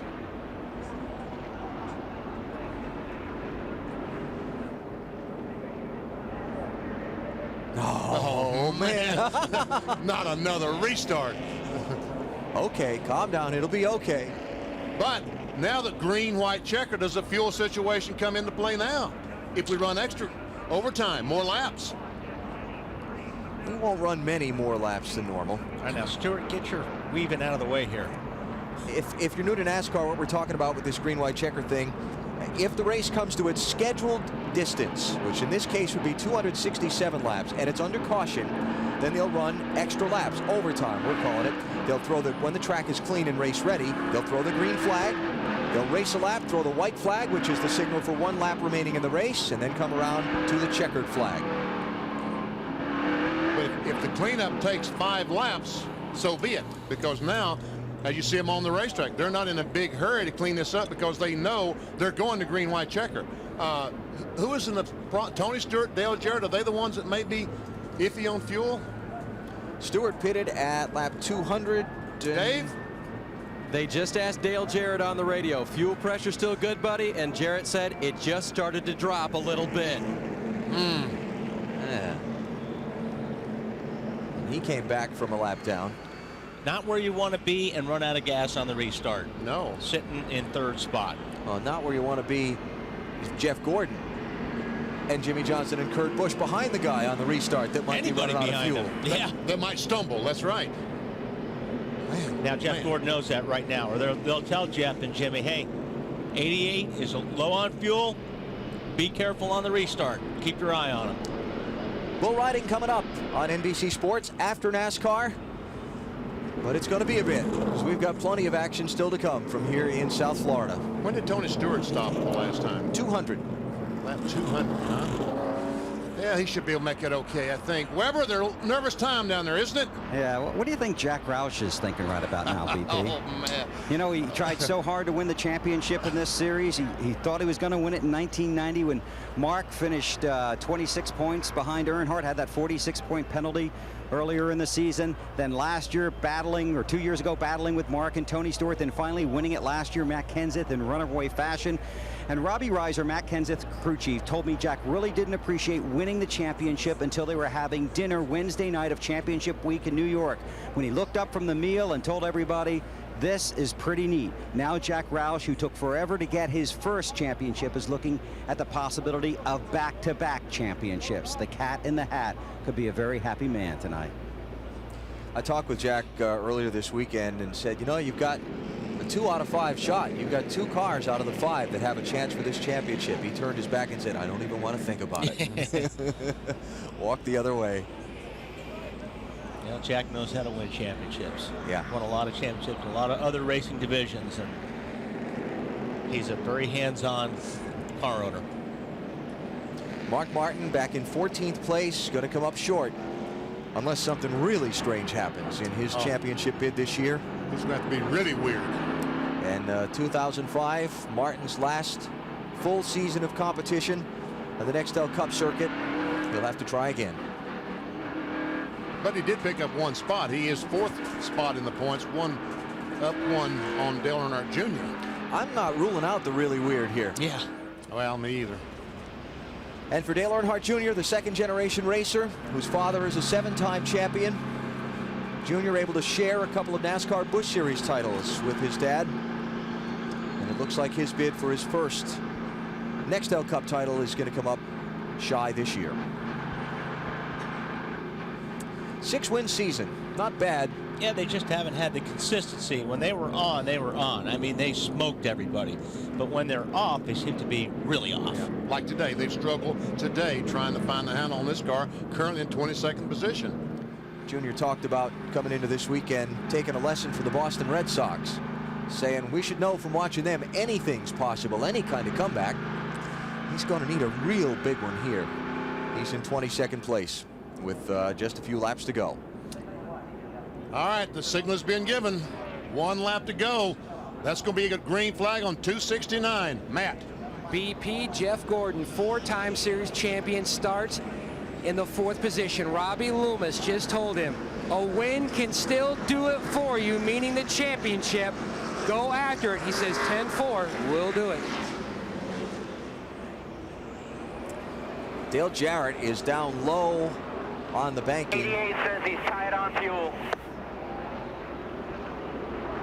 And maybe... Just barely, but fuel pressure's down to 3 right now. Fuel pressure down to 3 pounds. Maybe going to be a problem here on this restart. I'm running out of it all now. Okay, well, that's really the best thing that can happen right now for Jeff Gordon and Jimmy Johnson, not Dale Jarrett, of course, but... He's out of gasoline. Yep. We didn't come to points race. That's Mike Ford, the crew chief. So they got to get Dale Jarrett's car off the track before they can restart the race. I don't think so. I don't think he's going to coast to pit road. That's what I mean. So they're going to have to, they should be extending this caution because there's no way he's getting back. I don't think there's any access roads either back there. You can. 31's going to come up and push you there. There you go. 41's going to push you here. The 88 slow. That'll help. So we are coming to the green. A 2-lap race for the win and for the championship. A little overtime. Jeff Gordon, Jimmy Johnson, Kurt Busch behind Tony Stewart and Greg Biffle. Who wins and who wins the title? Tony brought him down. goes. Here they go. Gordon looking for second on Biffle. With Biffle. And Biffle looking for the lead on Tony Stewart. Johnson 3 wide to the outside. How about that move for Biffle? Hung on to it and took the lead at the same time. And Kurt Busch making sure they all don't end up in a smoking pile. Jimmy Johnson second. Jeff Gordon trying outside Tony Stewart. Will he get it? I think he will when he gets down on the straightaway. Got the momentum. White flag, 1 lap to go. Look at this. Kurt might get challenged by some of these guys coming up behind him. He certainly doesn't need to lose those positions. Jimmy Johnson to second. Jeff Gordon third. Kurt Busch in fifth and trying to hang on to that spot. If he stays there, he wins the title. You may see a Hail Mary here by the 20 car, right on the back bumper of Jeff Gordon. Don't think he can do it. Checkered flag is up. Greg Biffle wins the Ford 400 at the Homestead-Miami Speedway. Jimmy Johnson and Jeff Gordon finish second and third. It's not going to be enough. Kurt Busch is the 2004 NASCAR Nextel Cup Series champion. We did it. I'm going to come and get you by the end of pit road. Everybody come with me on the track and push me. What a relief. Wow. That's all I can say. That's good stuff. Wow. Doesn't get any better than that. 8 points. He had all, man, it's hard racing. I think Mr. Weber's wandered in the middle of the celebration there. With the championship crew chief, Jimmy Fennig just got a handshake from Chad Knaus and Kyle Busch. They're partying at BB Rubbles for you. Congratulations, you're the championship winning crew chief. I'll tell you, this is a championship team. As a championship driver, I mean, it's awesome to be here. We talked earlier in the garage this morning. You said you felt you could do this. You had the car to do it. A handshake from Robbie Loomis. I'll tell you, these guys, they did not quit. We had trouble, everything else, but we came out, and Kurt Busch is awesome. He is a champion. Go celebrate, Jimmy. Thanks, guys. They call him one of the most loyal and one of the most faithful crew chiefs in the garage. He stays with an organization even though he's had offers to go elsewhere. Jimmy Fennig will celebrate with his crew and his driver here in Homestead. Little high five there in the car from his teammate Greg Biffle. Which did, by the way, a great job on that last lap. He got hit and then made the pass for the win. Very strong. So the chase for the championship is over, and here's how it ended up. 8 points. Man, that's 2 positions. And second and third finished. Second and third on the racetrack. That 8 points would have been 2 positions if Kurt Busch would have fallen a couple of spots in those final laps, or if Jimmy Johnson could have passed Greg Biffle. I'll tell you what, I know a lot of people like Kurt Busch and a lot of people don't, but you know what?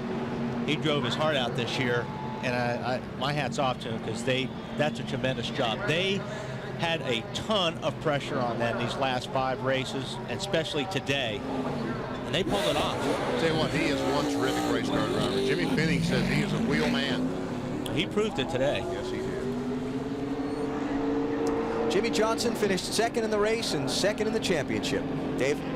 With him now, he's already been spoken to by his fiancée Chandra and by Chad Knaus. 8 points short, my man, but the comeback you guys made, this chase was fantastic. No, it is. I mean, we're definitely disappointed we didn't win the championship, but you know, if we look back 4 or 5 weeks ago, thanks, Loomis. If we look back 4 or 5 weeks ago, we weren't even in the chase. So this team, the support from Lowe's and all their employee owners, the support from everyone at Hendrick Motorsports, the engine shop with the loss of Randy Dorton, management with the loss of Jeff Turner, the whole complex with John Hendrick and his 2 daughters, the 2 pilots, and then also Scott Latham's wife, Scott Latham being killed. With it's kind of babbling, but just with the loss of so many people that were there, it's amazing that we were able to finish where we did and to have the comeback that we did. And man, I wish we could have got the job done, but you know, we can go to bed tonight knowing that we gave 100%. We did everything that we could, and we just came up short. So we'll come back next year and try harder. The best Jimmy could have done for himself today was to win. He came very close to that. Matt? It's been an emotional roller coaster for the entire Hendrick organization, and Jeff, you missed the championship by 16 points. You were looking great there at one point with that last restart. Yeah, you know, we I mean, we gave it every effort we had. We had a couple opportunities. We had several opportunities throughout the day, and you know that flat left rear really got us behind, and we fought all day long. Really proud of Robbie and the guys for the type of race car they gave me. It started out tight, and thank you, buddy. Appreciate it. We struggled, you know, a little bit there at the beginning, and got better and better. And you know, those last couple of restarts, we had a shot at least to win. I don't know if that was going to win us the championship, but you know, in all, it was a great day, great year for the DuPont Chevrolet team. I want to thank DuPont, Pepsi, Quaker State, GMAC, Lay's, Goodyear, you know, everybody, Haas, EDS, everybody that makes it happen for us. Very fortunate, and Chevrolet, proud of them for winning the Manufacturers Championship. And I just want to say congratulations to you know, Kurt Busch and Roush Racing. They did a great job all year. They deserve it. He finishes third here at Homestead. Matt, meantime in victory lane, Greg Biffle is here after having won the Ford 400 this afternoon. And what a terrific pass at the end. And a lot of water being thrown his way, as well as water bottles. And a lot of confetti in the sky. Tell me about the pass on Tony Stewart and the contact with Jeff Gordon. Well, I just, man, I almost hit Tony there. He must have ran out of gas on the restart. And, you know, it's been a long year, and I'm going to miss a good friend of mine, Randy Dorton. And I want to dedicate this win to him and all those guys. Congratulations to Kurt. And these 16 team and me as a driver, we got something to prove next year. And, man, it's just really good. And the soldiers, man, they've just done so much for our country. And we think about them all the time. And General Schultz here this weekend and everybody. Thanks, Matt. Appreciate it. And just exciting. Good day for Roush Racing. And, man, I wish my family and everybody could be here with me. A high five from Matt Kenseth, and to present the Ford 400 trophy, Edsel Ford. Congratulations. What a race. Most deserving. Congratulations on winning the Ford 400 this weekend. You did a great job. Thank you. I appreciate it. Thank you. And he said he kept his eye out for his teammate as long as he could, but at the end, I had to win the race. Matt? Marty, the sentimental favorite coming into this chase by so many drivers and so many fans was Mark Martin. Mark, where do you even begin to describe your day? Man, it was a great effort by the Viagra team, man. They did a great job. We had a pretty good car. We put ourselves in a position to be a contender there, and then we had a flat tire under the caution, so I'm not going to say it was bad luck. If it was bad luck, we'd have had that under the green. But, you know, with the way things turned out, the best we could have done was fourth, and we did that. I'm real proud and honored to work with these guys, and I'm also honored to just be racing with these great young drivers out here. I'm going to be watching them for a long time to come. And your friend Jimmy Finnick finally gets the championship trophy as a crew chief. Oh, man, it's the greatest. So Jimmy and I, most people don't know it, but we won an ASA championship in 1986, and we worked together in 85, 86, that long ago. Both of us were racing in the short tracks in the Midwest, dreaming of coming back NASCAR racing, and I'm really, really happy. Jimmy deserves it. And this guy deserves it too. He has one more shot, Dave. He retires at the end of 05. With Dale Earnhardt Jr. now. Junior, wasn't your day. A lot had to happen behind you, and it just didn't. Yeah, well, and the car was really good at one point, and from there on out, it's the worst car I ever drove. Something in the brakes was, every time I actually brake pedal, was shaking the car was spinning out, getting in the corner. Just real frustrating. I mean, the year was great, and I you know, we were a long shot coming in today, so my expectations were just to have a good time, have a good day, had a decent car in practice, so I was expecting to run to kind of decent, and really, really frustrating how the car ran. Real frustrating how it gets that way, and we can't seem to fix it. We got to figure that out. I don't know what to do, but we just got to get better, you know. But congratulations, Kurt. I'm real proud of them guys. I mean, you know, he's a fun guy to race with. It was an honor all year long to race with all them guys in the series. Thank you. Like Junior said, a great year. Alan? And welcome to the Nextel post-race show. Our coverage now of the championship presentation of the inaugural Nextel Cup Series trophy. Bill Weber. Well, Alan, this race was 400 miles and the season 36 races long. But it's been a much longer road to the championship for 26-year-old Kurt Busch. Started driving in the Southwest Tour Series for Star Nursery after promising driver Chris Trickle was killed in a drive-by shooting. Took that team to the top. Was discovered by Jack Roush, moved to the Truck Series, then got his opportunity in the Cup Series. It's his brother Kyle Busch, who had a shot at the Busch Series championship this year. They are a family of racers. It's their father that led them on this road.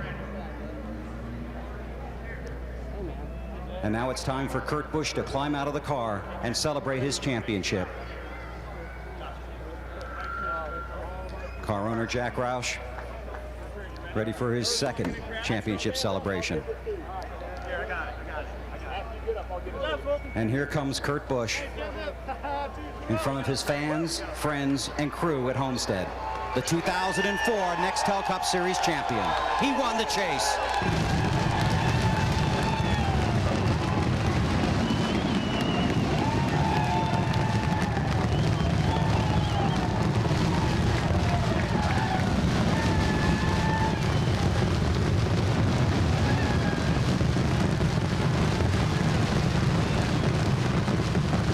He doesn't care how heavy it is. He could hold it forever.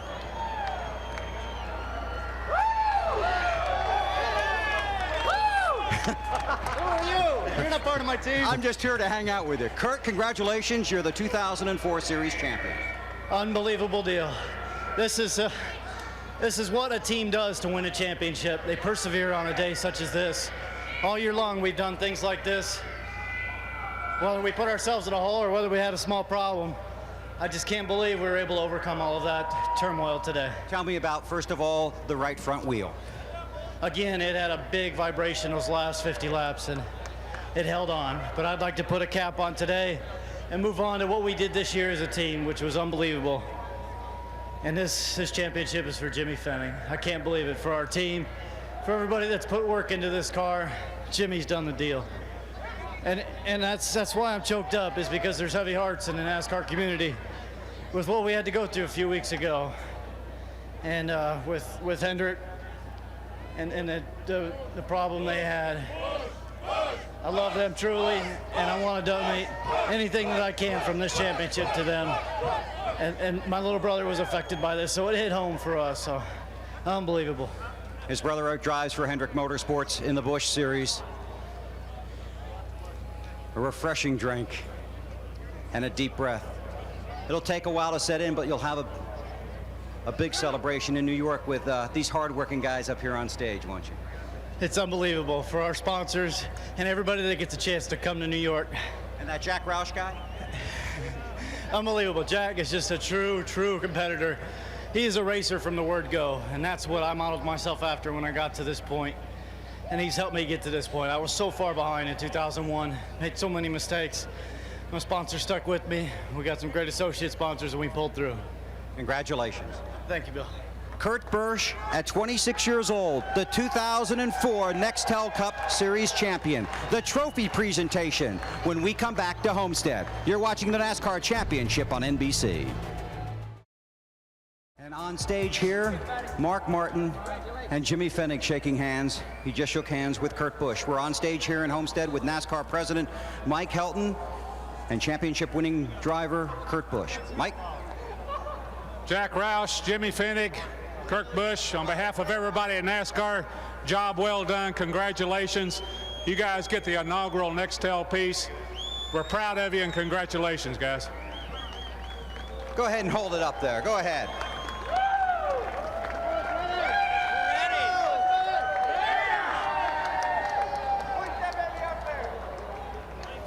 There's the trophy.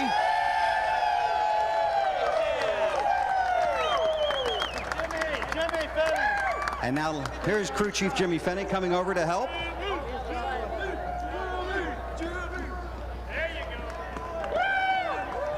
And now Kurt and Jack and Jimmy, we're with Tim Donahue from Nextel, and he has something else I think you're going to want to hold. Tim? Kurt, congratulations. Getting a handshake from Jeff Gordon. Congratulations, Kurt. One heck of a year. You just drove your heart out. You were competitive all year. I'm delighted on behalf of the 18,000 Nextel employees across this country to present you with your check for $5,200,000.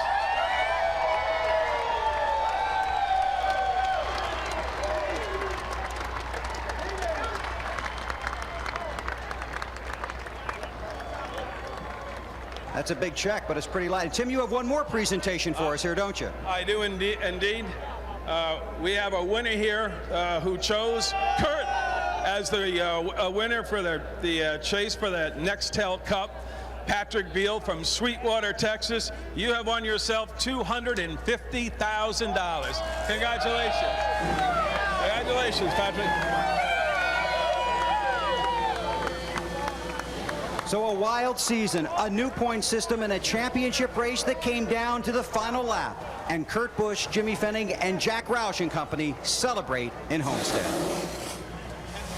And the final margin after 14,456 miles of racing that started February 15th at Daytona. Yeah, there are people that were against this thing, the point system, when it came out, but they've got to be crazy after watching it this year and watching this race today. This season was fantastic, and today's race, unbelievable. Came right down to the last laps of the season, and congratulations to Kurt Busch, 26 years old, Las Vegas, Nevada, the 27th NASCAR champion of its top series. Mark your calendars in a couple of weeks, December 5th, the NASCAR Awards Special, and stay right where you are.